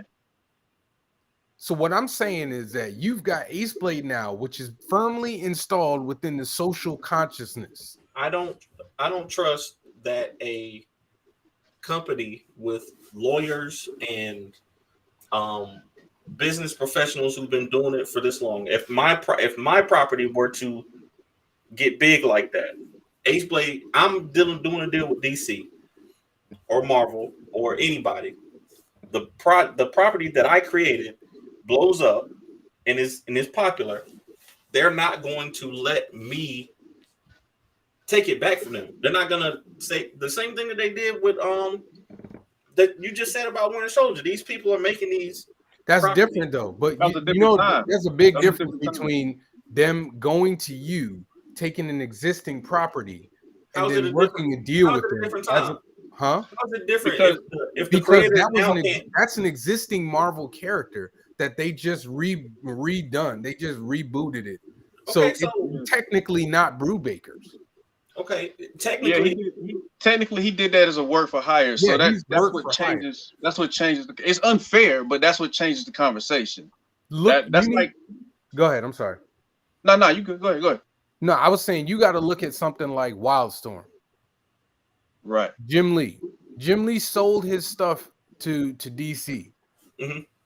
And he makes money off of it. Anytime they do anything, he makes money off of it because he created it. And he still has some semblance of creative control when it comes to it.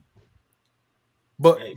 at some point, you can, once again, if the contract is for 7 years, now, if you don't have a good enough lawyer to make sure that it's an ironclad 7 years and not 7 years unless blah blah blah blah blah, that's a you problem. But if the contract is 7 years, bro, you better take that. You better let them put the big machine behind your Ace Blade and make it big, and then take that money and then take it back at 7 years.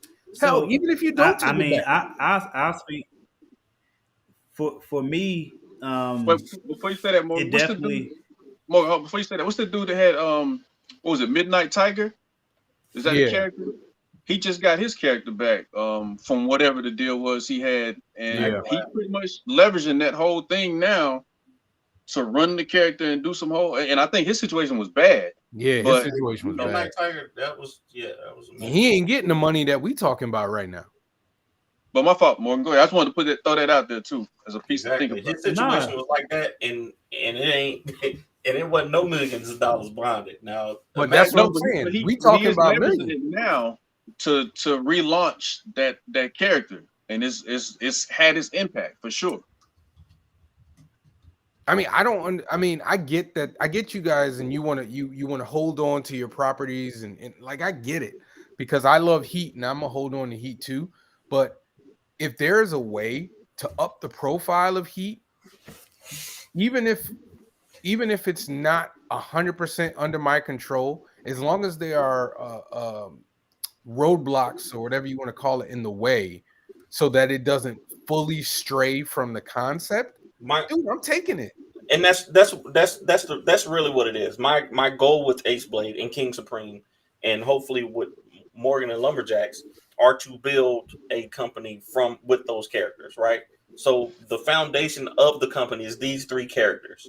So if I can't use Ace Blade for Fourth Wall now for 7 years, that's a detriment to my own company, is what it is. That's what I'm saying. Like specifically, How Ace is Blade it a detriment if you getting money? If you getting money that you can funnel into because your I own can't company, because I can't tell an Ace Blade Because story. then you can't be, you yeah, can you can't create be, something else. Not that I can't create Ace Blade again. I can't use Ace Blade like the. But you created King Supreme. You created you helped create Lumberjacks. So clearly ideas are coming.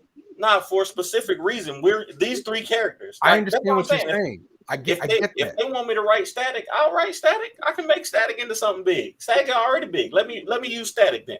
I understand what you're saying, but my point is the creativity, your creativity is always going to flow. You're going to come up with another book. I'm pretty sure you'll come up with another book real soon. And I'm saying that can continue to happen with Ace Blade funding your company. Why can't come up with another book for them? I'm just what I mean. That's not the scenario we giving you right now. That's what I prefer. Well, see, I think That's what I prefer. I think that's what it is. I think that's what it is. I'm not so given the right situation, it would definitely take conversation and a good lawyer. Because for me the big thing is I do not want to hand over. I don't want to not have say in where Lumberjacks is going, because I have a direction that I want that story to go. I have themes and things that I'm driving at with that character that if they want to change it to, like right now, the big word is agenda. You know what I'm saying? If they want to change it to match any agenda other than the one that I already have. So what matters to me most is a partnership. So if they're coming in and it's going to be mutually beneficial, not them just hijacking because they need the idea, and they plan to grow the IP and grow the character because they think the authentic story that I gave them is dope. I don't mind them tweaking stuff and saying we think this story we got a lot of because I'm definitely uh, humble enough to be able to listen to other writers, listen to other people that have created big projects and done great things to be able to say, yo, what you have right here is good, but if you add this, if you did that, if you did whatever, as long as I have some say in that, and then we as a unit get to make that decision on what's best for this character and growing that character, that's what matters to me more than What Morgan just said um, is the crux of it. Do they want the deal? Is it for me? Do they want me and my talents, or do they want my property? Do they want Ace Blade and what Ace Blade can do for them? What if they did want you? What if they did want you? But you they don't can't get have Ace like Blade. let's hold on. But you They don't can't get have Ace Blade then. wait, time out. If they want you to do Ace Blade for DC, but If y'all they want, in it if they partnership, want me, then they can get me to do Static Shock. I think y'all. I mean, I get it. Like I get it. It's your babies, but I think there's a little bit of like you. Morgan is saying if they I can work understand it, what they're it makes saying. sense. He's with it. Danny is saying if they want me, they can only have then let me do your stuff, which I think is a little narrow-minded. Nah, that's not good business though. If they want Ace Blade, they gotta take Lumberjacks and King Supreme and Zajay and Braun. But and you might not want all of that over there. That's the point that we're trying to make. Why would you give them the whole farm? One that helps set the rest up, and when that character comes back, you've got the whole threshold in place. But that's what I'm saying. Why can't make a character to do that? Like I don't understand what's the difference between Ace Blade doing it. So put it like this: if they caught you at a show, they saw you moving, they saw the character doing his thing, and they're like, "Yo, there's the potential." That would be your answer as to why they're not looking for you to create something else. They see the potential in something that's already happened. So they're like, "Yo, let's work this out and make this beneficial for everybody involved to the best of our ability." You know, of course, on your end, that's on you to make sure you got the right people in your corner to go over that paperwork. You know what I mean? Because business is as business is. But we're simply saying if they're coming in, the way Milestone worked out their partnership, but learning from Milestone, we know to take certain other steps and to question certain things and to make sure it makes sense. But when Milestone did that, it was undone. That was like the Wu-Tang deal. Nobody had done a deal where members could get individual deals while still signed. Milestone was the first Wu-Tang of comics. They went in there and said, "Yo, we're gonna get this distribution." Now there was some bad movements in there somewhere, clearly, especially as people passed away and ownership arguments and all this other stuff happened. But we're saying they knew that they were moving, and this was an opportunity for them to scale that in a whole nother way. You know what I mean? Because sometimes it does come a point where, according to what your goal is, you only have the ability to scale so far. And you got to figure out what, if you wanted to scale more, what that looks like and what that'll take and what you might have to, adjust or sacrifice. And 9 times out of 10, DC's not going to come in and say, "We want your whole universe." They're going to come in and say, "Let's see how this one thing works. And if that makes sense, we'll come back and we can discuss this bigger piece of the pie later," in part because of some of the hell they just went through with trying to get this whole Milestone thing worked out again. You know what I mean? And I'm talking leverage from a creative and a business point of view, right? Because let's use the scenario they basically want to license your comic book for a period of time, 7 years, and they want you to shepherd it. They want you to do the work. Oversee it, right? For me, I'm just talking for me. If DC or Marvel wanted to take heat and they wanted me to do it and they wanted me to oversee it, I'm a leverage them and I'm gonna use the crap out of them. No, and I mean it. I want everybody gonna know my name. You're gonna have eyes on you because some people validate. Some people, when it comes to Marvel and DC, is more valid, than in indie comics. Sure. So I'm building my name, I'm building Heat's name. So that if I do decide to go over and do this other book on the side here, I'm taking this name that is now bigger than it was before, and I'm over here now doing this thing, and this thing gonna have more eyes on it than it would have had if Heat never got picked up by Marvel. I agree, and I'm a saying little all this right now. I'm saying all of this, but it really comes down to what Tiana wants. So if Tiana say take the $1 million, I'm probably gonna take the $1 million. So what we have agreed on is that Danny gonna take the money. Danny We gonna take the agree. money. No, No, we've what we agreed on is agreed that on is Tiana's that the Tiana's boss. gonna say, yeah, Tiana's going to say what happens. He's talking a lot of mess, but if that $1 million check slide across his table and his wife's sitting right next to him, that's the end of it. Like, whatever she says is what goes. It'll be harder to tell Tiana no than to tell DC no. But anyways, I gotta get out here, man. I had a good time talking to y'all, bro. Because Tiana finna beat him. She over there in the corner with the belt right now. You see it's 9:35 though, right? You see it's 9:35. So where Tiana at though? Where Tiana at though? I'm about to go find out. I'm about to go find out right now. Yeah, you better go find out. Yeah, do that. You go do that. It ain't 9 o'clock though. I stayed on here for 35 more minutes. I bet you won't ever do it again for about 6 months. Hey, we'll tuck your chain. We'll see about that. Bro, I'll catch y'all later. Talking all reckless. Yeah, man. You know, I just think we and y'all not the first dudes I talked to about this. So, you know, and y'all not the first dudes to say it. But I think we have to understand, like, you can use them. You know what I mean? Like, we always want to make our own table, but you know what? If they want to pay for our table, I'm all right with that. You know what I'm saying? That's why I said for me personally. That's why I said for me personally, it's about what is their actual goal. Is their goal a partnership, or is their goal, hey, I like that, let me get that, you can go create something else. And I think in conversation, and definitely when the contract, you know, comes, whether or not there's actual negotiation, all of that type of stuff matters as far as whether or not I go with a deal, because the deal will ultimately come down to, because look, I'm not opposed to getting help to make the IP bigger. So if you see potential in me, I already know the potential in you. You know what I'm saying? So that's why the partnership, but it's business. You see what I'm saying? And because they already have a machine, and because these things have been done before, I'm automatically going to come into it skeptical, because I have everything to lose. They're not lose. If they take my stuff and flop, it don't mean nothing. They got a huge machine that's been built for over 50, but what 60, do you have 70 to lose years. though? What do you have to lose?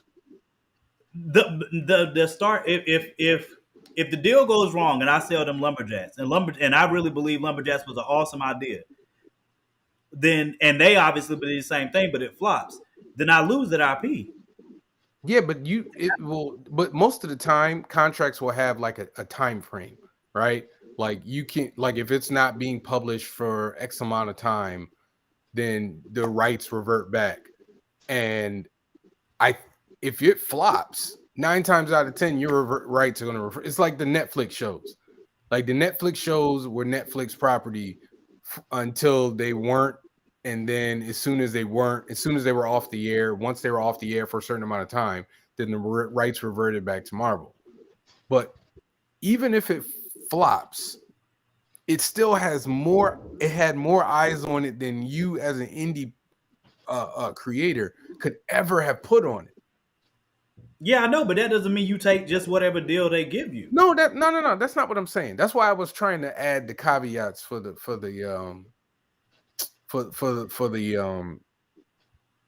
scenario. All I would be concerned about is, I'm really big on intent in everything. You know what I'm saying? Because for me, intent and context matter in every scenario. So in this scenario, I would hope that they would see that potential in me. But the question is, do they actually see potential in me in this IP, or like, what is the actual motivation? You know what I'm saying? Like, where is it actually coming from, and what is the actual goal? That's what matters. That's why me and Wally and Danny get along like we do, because we don't be on the. It's really like, all the rest of that stuff is cool, and you know, there's sprinkles and sugar and all that crap, but that's not. what is the actual point? Like, what are we talking about? You know what No, I'm saying? I Like, get it. yeah, you know what I'm saying. So like, what is it? Like, you don't have to BS me. You know what I'm saying? Like, in any type of relationship, in any type of you know conversation that for these things, especially when it involves money, just cut to the chase, bro. You don't have to play me. You know what I'm saying? Like, what is it that you actually want? You know what I'm saying? And does it make sense for us to do this? Because sometimes you have to be at a point where you believe in yourself enough to say, because let's be honest, if you get the offer, if you get the offer, especially in writing, right? Like if they send you an email with some type of offer and you decide ultimately not to go with it, that's still a big deal. You have written proof that they did send you an offer. So regardless, your name's going to be known. It's just a matter of whether or not they publish it. But if you have the proof of the email, you could definitely say, you know what I'm saying? Like, yo, I did have this conversation with them. We did have a deal in place, but it didn't make sense. So I had to walk away. Like Wally, you know what I'm saying? Yeah, but Wally's this been that's through a that. different that's a whole different thing than you had a 12 issue run with the Marvel imprint on it. Like that's apples and oranges. Once again, I'm Well, not but really again, but advocating. that's where it comes down to whether or not that's where it comes down to how much you believe in what in your idea. Because the other way to look at it is, if Marvel came to you and sought you out for this deal, regardless of whether you do the deal with them or not, they see value in you because they don't have to waste their time with you. There's a Right. million, there's a million cajillion of us out here writing comments and making stuff up. So for Marvel, DC, or Image or whoever to seek you out and be like, "Yo, we really want to do a deal," whether it works or not, that still works to your favor because you already know you have something valuable because they No, I wanted to agree. bring you on board. Yeah. I So now agree. it's I'm just like, saying okay, it's two different things like though. you don't. It's just two different things. I mean, Okay. I agree with what you're saying. But you know me, like I'm not I have I hate to say it, but I kind of gave up on trying it to apply for Marvel. You know what I mean? Like I gave up on it. Like I'm like, let me do Heat, and once again, I'm gonna make enough noise so that I get you can get my attention. You know what I mean? Like we could work on something. I probably am not gonna give up Heat. The deal would have to be very sweet.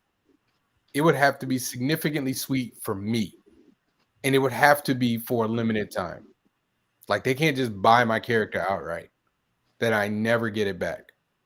To me, so being honest, me and Danny have and Wally. I don't think me and you have had this conversation in specific, but me, Danny, and Wally have all had this conversation about, all right, these are the IPs. Like, yo, y'all got to come with it in order to even have us think about, you know what I'm saying, going that route.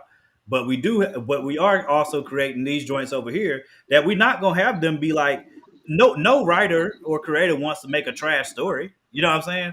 But there are some stories that are gonna be mean more to you for different reasons than others. So if this story's idea or origination came from a different place, it doesn't mean that it doesn't mean anything to me, but it's not going to mean the same as Lumberjacks. That's the first comic creator thing I've done. I Everything didn't I know that. create after that, like Lumberjacks, Harlem, you know what I'm saying? Like those mean something different to me, but it doesn't mean that I don't have other characters out there that I could say, you know what, I can.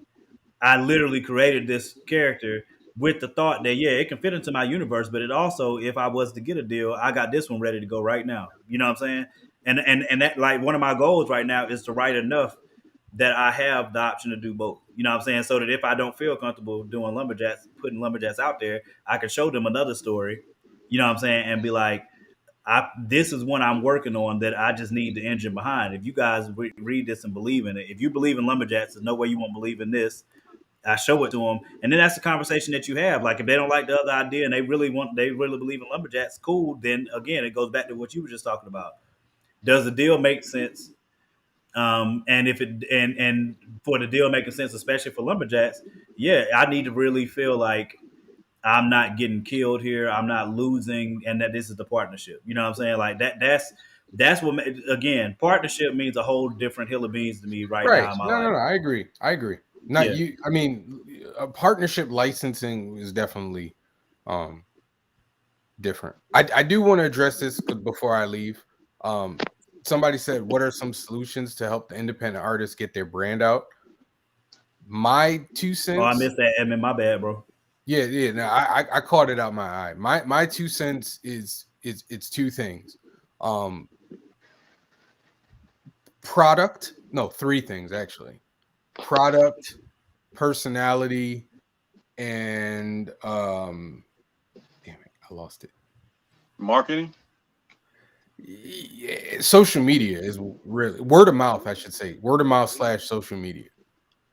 Because at least for me, for Heat, it's literally been having work that I can show people, not just, hey, check out my sketchbook.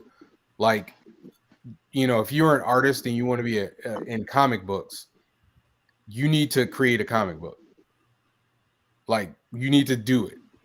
And just like you can create a comic and, pay for it to be printed and just something you have so you can show people, because nobody in comics believes you can do comics unless you show them you did comics. That's the one thing I learned that. And then personality, you can't be a jerk, but also you have to put in like the ground footwork. You got to do Comic Cons, you got to do, in-store signings, you got to do all that stuff, because people want a face to whatever you're doing. If they like the face that's behind the book, they'll be more comfortable in buying the book. Yeah. Yeah, And then number I three, word of mouth. People, if people like what you do, you got to kind of prompt people and prod them to go on social media and be like, I like this. Y'all need to go get this too, because people listen to other people more than they listen to you. I think I'll say this, and because I want to leave it for Wally last, because he's got um, an insane amount of experience in from the ground up to what I'm saying, like big dog talks and production and like Big Bro's had a lot of has a crazy amount of experience in the space in a bunch of ways. So I want to make sure that he gets the bulk of uh, versus me. You know what I'm saying? Like, it's not that I don't have anything to contribute, but I know Wally's been in some conversations in different situations that he can definitely add a lot to this from experience. Um, I think, like Javon said, I think content is probably the biggest thing, because one of the quickest ways that I separate whether or not me and Danny are blessed to have a lot of people that will come and ask us about working with us. Um, Writing together, or we're blessed to have people see our work and then ask us, like how did they get started? How did you approach this? How did you do that? And to me and Danny, that, like, we never take that for granted ever. But one of the quickest ways that I separate whether somebody is serious or not is the work. You know what I'm saying? Because there's a whole bunch of people that can see your comic and be inspired in that moment and say, "Yo, that's really dope, bro. I want to do da da da da da." And I'd be like, "Yo, that's what's up." I'm always going to encourage you for sure. You know what I'm saying? I'm going to do it realistically too. You know what I'm saying? Because I don't believe in gassing people. Um, but but if you don't create the content, you can't go any steps further. You know what I'm saying? It'd be like you saying you want to be Michael Jordan, but you don't want to buy a basketball. It's not possible. You know what I'm saying? So if you don't create the content, that has to be the bottom. You know what I'm saying? That has to be the first thing. Um, Second, I think having building relationships, organic relationships, especially from people that you respect. You know what I'm saying? Because you can learn so much from other people that are in the same space or around the same space that can change your not just your career, you know what I'm saying, but your life. Like these people that you look up to usually have some principles or some ways that they move that put them in the position that they're in, and it's gonna put the battery in their back to get to those Marvel and DC levels in partnership and other and their own standing on their own too. You know what I'm saying? Like so I really seriously believe it. And don't, again, it's not about name drops. It's about organic relationships. You know what I'm saying? Like having conversations with these people and being honest. And that goes to the cons too, because like Javon said, that's 100%. When you go to cons, people will buy your book just because of you. They might not believe in your book. They might not like the artwork. They might not like the concept that you're selling. They might not like your pitch. But if they like you, they will buy the book. You know what I'm saying? I've seen that 50 million times. And the goal is to create something that's dope enough, which is why you need counsel, which is why you need people around you. Because I personally, Wally knows this. I think I've sent stuff to Javon. I don't know, but I'm really big on not crowdsourcing per se. But if I create something, I want to send it to people that I know and trust and especially respect to give me feedback because it's only going to make me a better writer. You know what I'm saying? I believe in collaboration in that way, especially largely. You know what I'm saying? So if you don't have those organic relationships, you can't have that collaboration. And I'm telling you, it's huge. And I love listening to other people that are in the same space that are where I want to be, like Issa Rae, Jordan Peele, um, Tommy Adeyemi. Like there are people out there that I follow closely, and when you listen to their interviews, you know what I'm saying. When you listen to their interviews, all of them say the right people they would not be where they are without the people that are around them. You know what I'm saying? All of them say that. Every last one of them say that. Like Issa will tell you herself for sure. Like it wouldn't have went from being a web series to being insecure and where she's at now if she did not have the right people around her that she could that both in the writing room and everything else. So that's the second thing that's big. And then three, yeah, you definitely have to put the work in to again, that can come from those organic relationships. You know what I'm saying? Those organic relationships, if you create dope content, that'll propel everything else. You know what I'm saying? Because when they read your work, they'll be like, nah, yeah, I'm dope, and they'll offer you a place on the stage with them. You know what I'm saying? They'll be, you know what I'm saying? Like if you go to a con, like when me and Danny literally were first starting out, you know what I'm saying? We went to a con. If Wally was around, you better believe that we was like, we need to get as close to that table as humanly possible.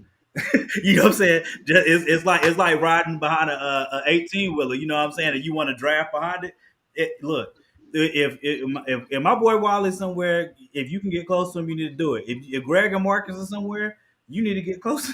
You know what I'm saying? Get close to them because greatness attracts other greatness. You know what I'm saying? And iron sharpens Oh, iron. I want to interrupt for you because I want to add on to that. I met Yeah. Greg at Dragon Con. Like we Which had, one? before the pandemic, the one right before the pandemic. Which no, I'm saying which Greg Burnham Oh, or Greg Burnham. okay. Is it Burnham? Am I Yeah. pronouncing it right? Yeah. I met him online Yeah. first, but Yeah. we've met face to face. Yeah. And that man was nice. Like we were, we chopped it up. We immediately were cool. And I remember his table was like not far from mine. Mm-hmm. And he was I meant to give him props for this, but I give him props now. He was sending people to my table, and I was sending people to his table. Exactly. And if I was a jerk, but that would have never happened. And you know what I mean? Like if he was a jerk or I was a jerk, it would never happen.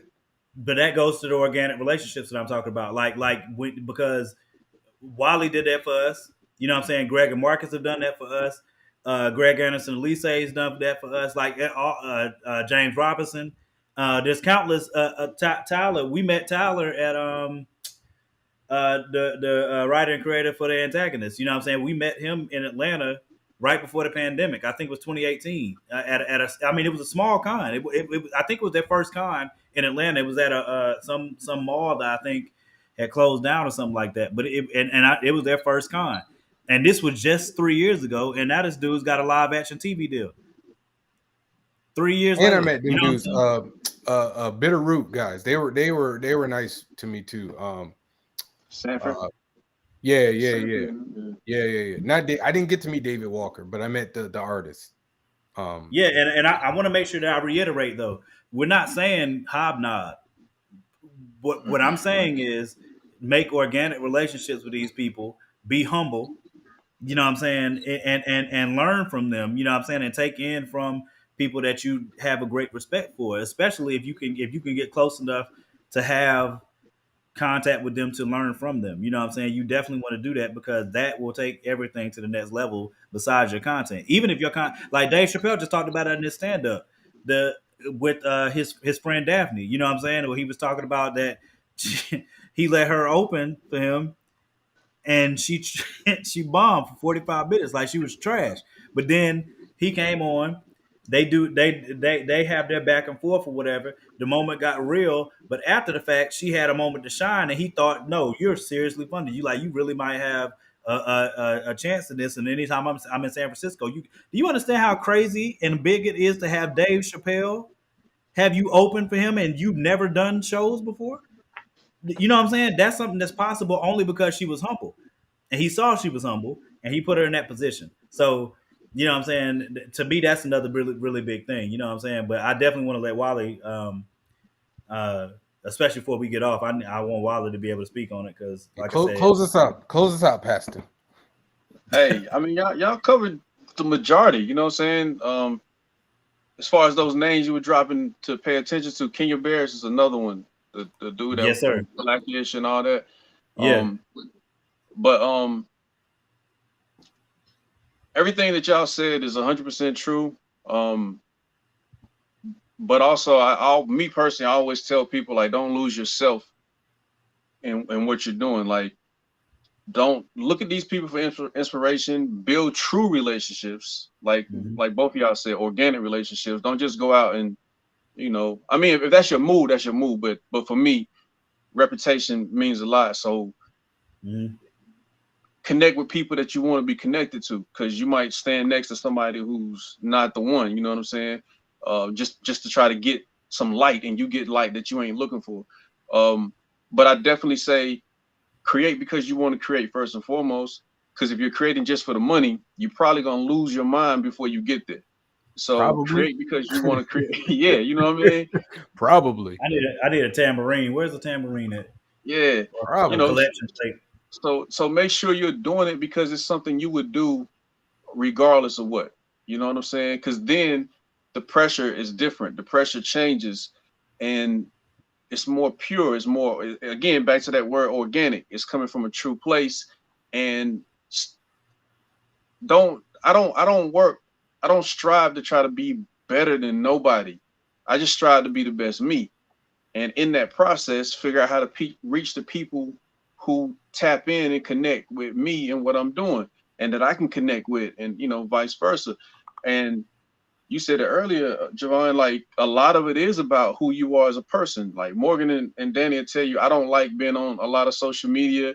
I don't like showing my face. I came from an environment where being low key was important. You know what I'm saying? So I had to transition a lot into just popping up and doing interviews, popping up and showing my face on stuff like this, popping up and taking pictures at shows. Like I'm like, I don't take pictures with my kids. You know what I'm saying? And people walking up like, yo, but just letting people know you're a real organic person, and who you are is pretty much who you are. Like there's no strings, there's no puppet, there's no changing. Of course, we all got different moments, but just staying true. But I also think one thing that people, if you're doing this and you're trying to build it in a business aspect, you got to understand marketing and branding are super key. And one of his words, I think, in that thing was branding. And it's kind of what you mean by brand. I used to tell Morgan and Danny all the time, like, yo, whatever you put out, if your book is quality, make everything else quality. If you're gonna put t-shirts out, as best as you can do within your budget, make it quality. So when people walk away with it, they don't get home, wash it, and then be like, damn, I paid X amount for this and this joint, going after one wash. Like, if it's quality, they're going to remember that. They're going to hold on to that. Also, if you can make it a lifestyle thing, it changes things. If you can make it something that's a part of people's daily. I want to put this on. We came up with the King Supreme slogan, the own your crown, harness your destiny. The whole point of it was people taking pride in who they were. When you look at that logo, that crown logo, we wanted you to see it as something that gives pride, installs pride. So if you can make it identifiable, if you can make it something that becomes a part of somebody, let me grab my favorite cup that's got this logo on it that inspires me. Every day when I look at it, it pushes me. You know what I'm saying? Why did they change Superman's symbol or say it stood for hope in the movie instead of just being the S? We need to make it symbolize something greater. You know what I'm saying? Than just a cool spider or a cool bat. So finding ways to market what you're doing to people on a life level. You know what I mean? Taking it back to the core. What do these characters stand for? People love Naruto because as every time he gets his ass kicked, he still jumps up, runs back in, and pushes to try to accomplish this goal that nobody can take from him, no matter what. You know what I'm saying? Just finding ways to tap in with people from a very pure aspect, not trying to do what everybody else is doing, be what everybody else is being. Even though we cross over in certain things, we can't help it to a certain degree, but finding those ways to relate. And then when you start thinking about placement of you and your product, when I was in school, one thing that I had a teacher say was, it's a shelf full of material. What's going to make yours stand out from everything in that room? Same thing with a convention. What's going to make you stand out from all those colors of the rainbow that's down there on that floor, plus the names that are already 10,000 times bigger than yours? What makes you compete? Don't think that you got to sell the same number of prints that somebody on the scale of a Jim Lee or a Joe Mad sells. Worry about what you can do and continue to have your own personal goals to reach and hit and points to make. You know what I mean? When I go to New York, used to go to New York Comic Con, I won't in there thinking, yo, such and such sold out in an hour. I got to do that too. No, what's my personal goals? What are the things that I want to hit, the points that I want to reach? What's my out of space goal? And what's my actually obtainable goal? And what do I got to do to work towards it? When I used to go to shows, in the early days, I would get into a show an hour and a half before it started, especially a big show. I would print out little freebies with some kind of art or something on it, a discount code on it, something.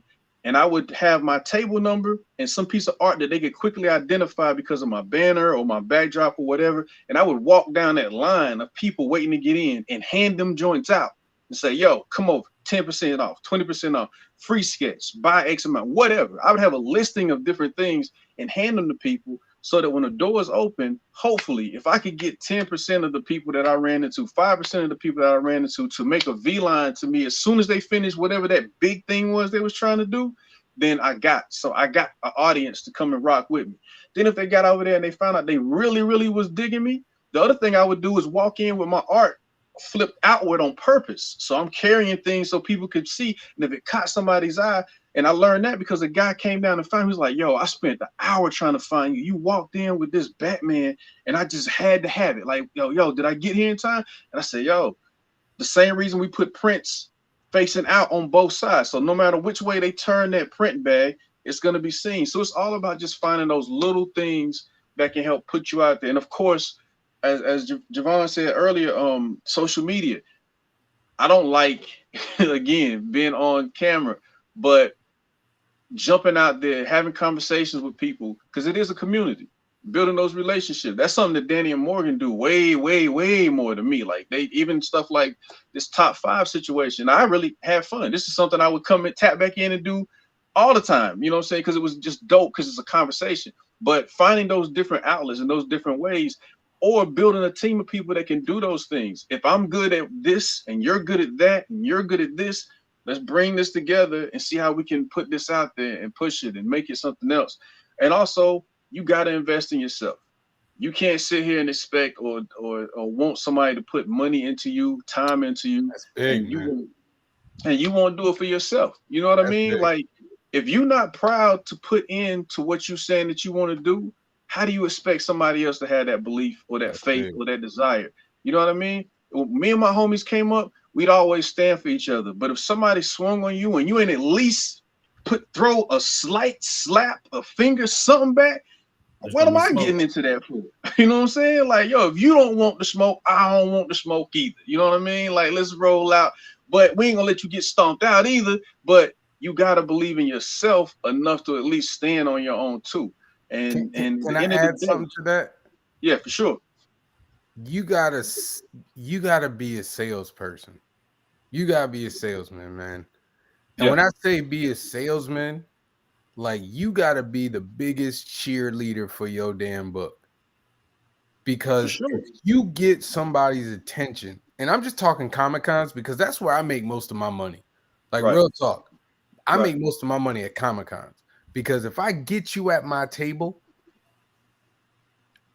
I would say 80% of the time, if I get you at my table, I'm gonna sell you a book because Right. I'm gonna be excited about my book, and my job is to make it infectious for you to be like, man, give me everything. Right. If Right. you can't sell, because I've seen so many people, and I had to point this out. I've seen a lot of people at a lot of cons. They sit at their table and they like this. Mm-hmm.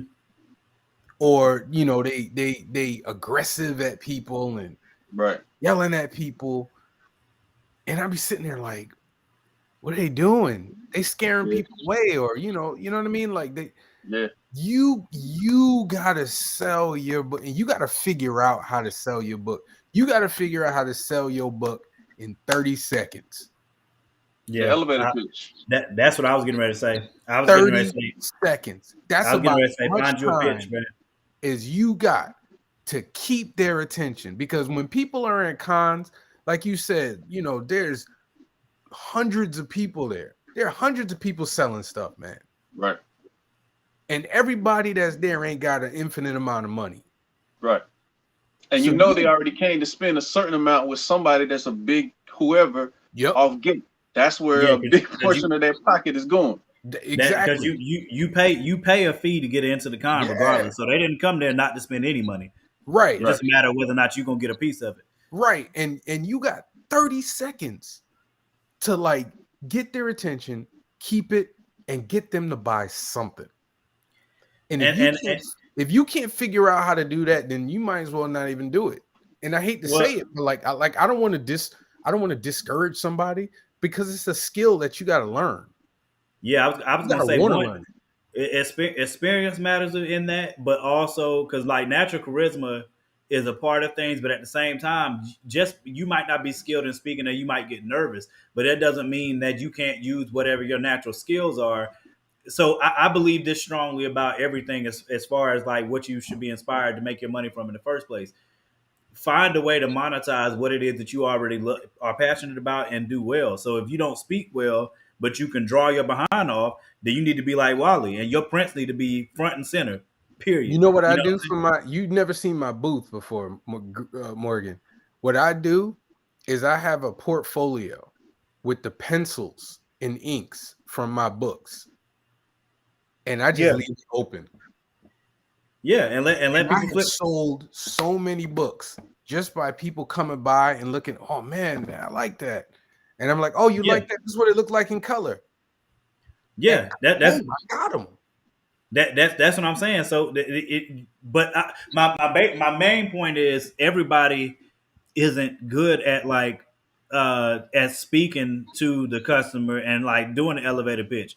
But if you're not, then you have to find a way to supplement with what you are good with. You know what I'm saying? So if you're a really good artist, you know what I'm saying? If you're a really good artist, then you need to let your artwork do, like, before you do a con, figure out something that you can do that makes you unique. Because again, everybody's gonna have a Batman, everybody's gonna have a Miles Morales, everybody's gonna have a Peter Parker, everybody's gonna have a Deadpool, everybody's gonna have those characters. So I'm not saying don't do those characters, but you need to make sure, like, Wally has a very distinct art style. So when you see it, you know, if you don't know it's Wally Manere because you haven't met him yet, you still know that's something I haven't seen before. You know what I'm saying? And that's why that guy went and tracked him down. That's why it works for you, Javon, because you have a unique art style. So whether they know Javon Stokes yet or not, your art style stands out. So if you're not the type that could speak for your work that well, then all I'm saying is you need to maximize what it is that you are good at, because elevator pitches aren't easy for people that even speak well. Yeah, like one of the things that works for me, you gotta find somebody who can speak. I think that can help. That can help. Yeah. The big thing there still is authenticity, though. Like, make sure that, because one thing I'm not gonna do is sell something I don't believe in. So, I mean, I know for me and Danny, one of the things that works well for us is the fact that, like, people think we rehearse our stuff, you know what I'm saying, or like our pictures or whatever. We don't rehearse anything. Like, that's literally just me and Danny. You know what I'm saying? Like, that's just how we talk. So that's a blessing for us, is that we already have that chemistry with each other. And a lot of times we sold comment just off of our chemistry, just with each other. You know what I'm saying? See, we're different, because I actually do rehearse what I say. I rehearse the pitch. I Like, I can naturally I talk to can you. tell you have a real solid, cool, like, speaking voice in general. So I like, if you was a salesman on the phone, you'd be one of those voices that catch a lot of people off gate. Like, oh, let me see what he has to say. You know what I'm saying? And I don't even know if you think about it, but just hearing you on here, like, if your voice came across on radio, TV, whatever, and I didn't see you first, I just heard the voice, I'd stop and be like, yo, what's bro talking about? You know what I'm saying? Because it carries a certain but way. I do practice my pitch. Like, I practice because what I do is like, for me personally, I and it's funny because I had to teach my friend who helped me out how to sell my book. He had nothing to do with the book, but he was helping me out at the table. But Right. really, like, if somebody comes by and I smile at them, and I'm like, "What's going on, man?" If they say, "Hey," and they linger, if they eyes linger a little bit, then I'm like, "Hey, come on over." They come Right. over, I let them look a little bit, and then I'm like, and then they'll be like, "So what's this about?" And that's when I hit the elevator pitch. I think, you know what? I keep the elevator pitch the same because if I do it enough, it becomes it's confident, and it rolls off my tongue. Yeah. I mean, Like, I think a lot of this game is about being able to read the moment too. Read the room, read the person, just like if you were trying to holler at somebody or whatever, like picking up on whatever clues are there to start a true conversation. And if you're good at the sales pitch, if you're good at that vibe, then, you know, there's definitely that. And if you suck at that, then it's figuring out what you can connect on. You know what I'm saying? Like Morgan was saying, it might be the art, it might be something that they have on, it might be something that, you know, a page that you notice them taking interest in, whatever it is, but just being able to start to feel body language and vibe and read the room and yada yada yada. But the big thing for me to just stress to people is, you know, don't lose yourself in the process. And number one, get started. Like, you got to stop talking about what you want to do, because we hear that all the time, especially at shows. Like, yo, I want to do this. And I'm gonna say this real quick, and then I'll shut up. Before, when I got started, I had no clue about doing none of this, right? So I always tell people, I'm nowhere near where I want to be, but I'm nowhere near where I was, right? Mm-hmm. The thing that put me on the proper path was meeting a cat who was with a crew and walking up to him and saying, yo, one day I want to be like y'all. And he looked at me like I was crazy. I tell this story all the time. He looked at me like I was crazy. I want to do what y'all doing. And he looked at me like, yo, what? And he said to me, the only difference between me and you is the choice. You chose to stand over there. I chose to sit over here on this side of the table. If you want to be here, put yourself here. It's got to start somewhere. Prepare for the good, the bad, the ugly, the in-between. My mama said you're going to get a lot of no's in life. Learn how to accept them and keep it moving. You know what I mean? So I just stress to people, you got to step out in that spot somehow, some way, and that's where it starts. You don't have to be the greatest. You don't have to even try to elevate to be there. Ain't nothing wrong with elevating for it, but you just need to believe in what. Yo, One Punch Man was a terribly drawn web comic before it turned into the manga and the anime that took over the world for a small period of time, or for a period of time. Because the guy that was doing it couldn't get, from my understanding, he couldn't get nobody to take his story. He couldn't get nobody to work with him. So he said, the hell with it. I'm going to draw my own and I'll put it online so at least somebody can see what I'm talking about. And if you go look up the pictures for that original joint, it was terrible. But he believed enough. Going back to Dave Chappelle and Daphne, I'm a bomb for 45 minutes. But when you really get a good look at it, you're going to realize there was something great here the whole time. So you got to be willing to step on that stage. So, yeah, that's my words, man. Hey, man, that's a great way to end it. I appreciate y'all for having me on, man. I really enjoyed it. You know what I'm saying? We got to link up, man. We got to find a way to work this out. I know you don't do social media, but we got to work something out, man. Yeah, I mean, I'm on there. I just be slack about it, man. Like Facebook, I'm the worst. Instagram, I'm on a lot more. But hit me up. Okay, Javon Stokes, hit me up. Yeah, look, Wally. he don't do social media at all.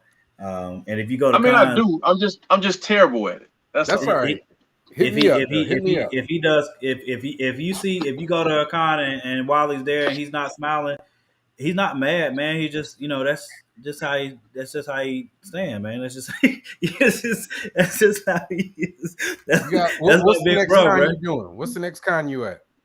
Man, I'm on chill to next year, bro. But if everything stay on track, I'm a guest at MomoCon next year in Atlanta. Okay. I'll be at Fayetteville, North Carolina for their show I'm not sure if they're doing two next year or one, but I'll be at whatever they do next year.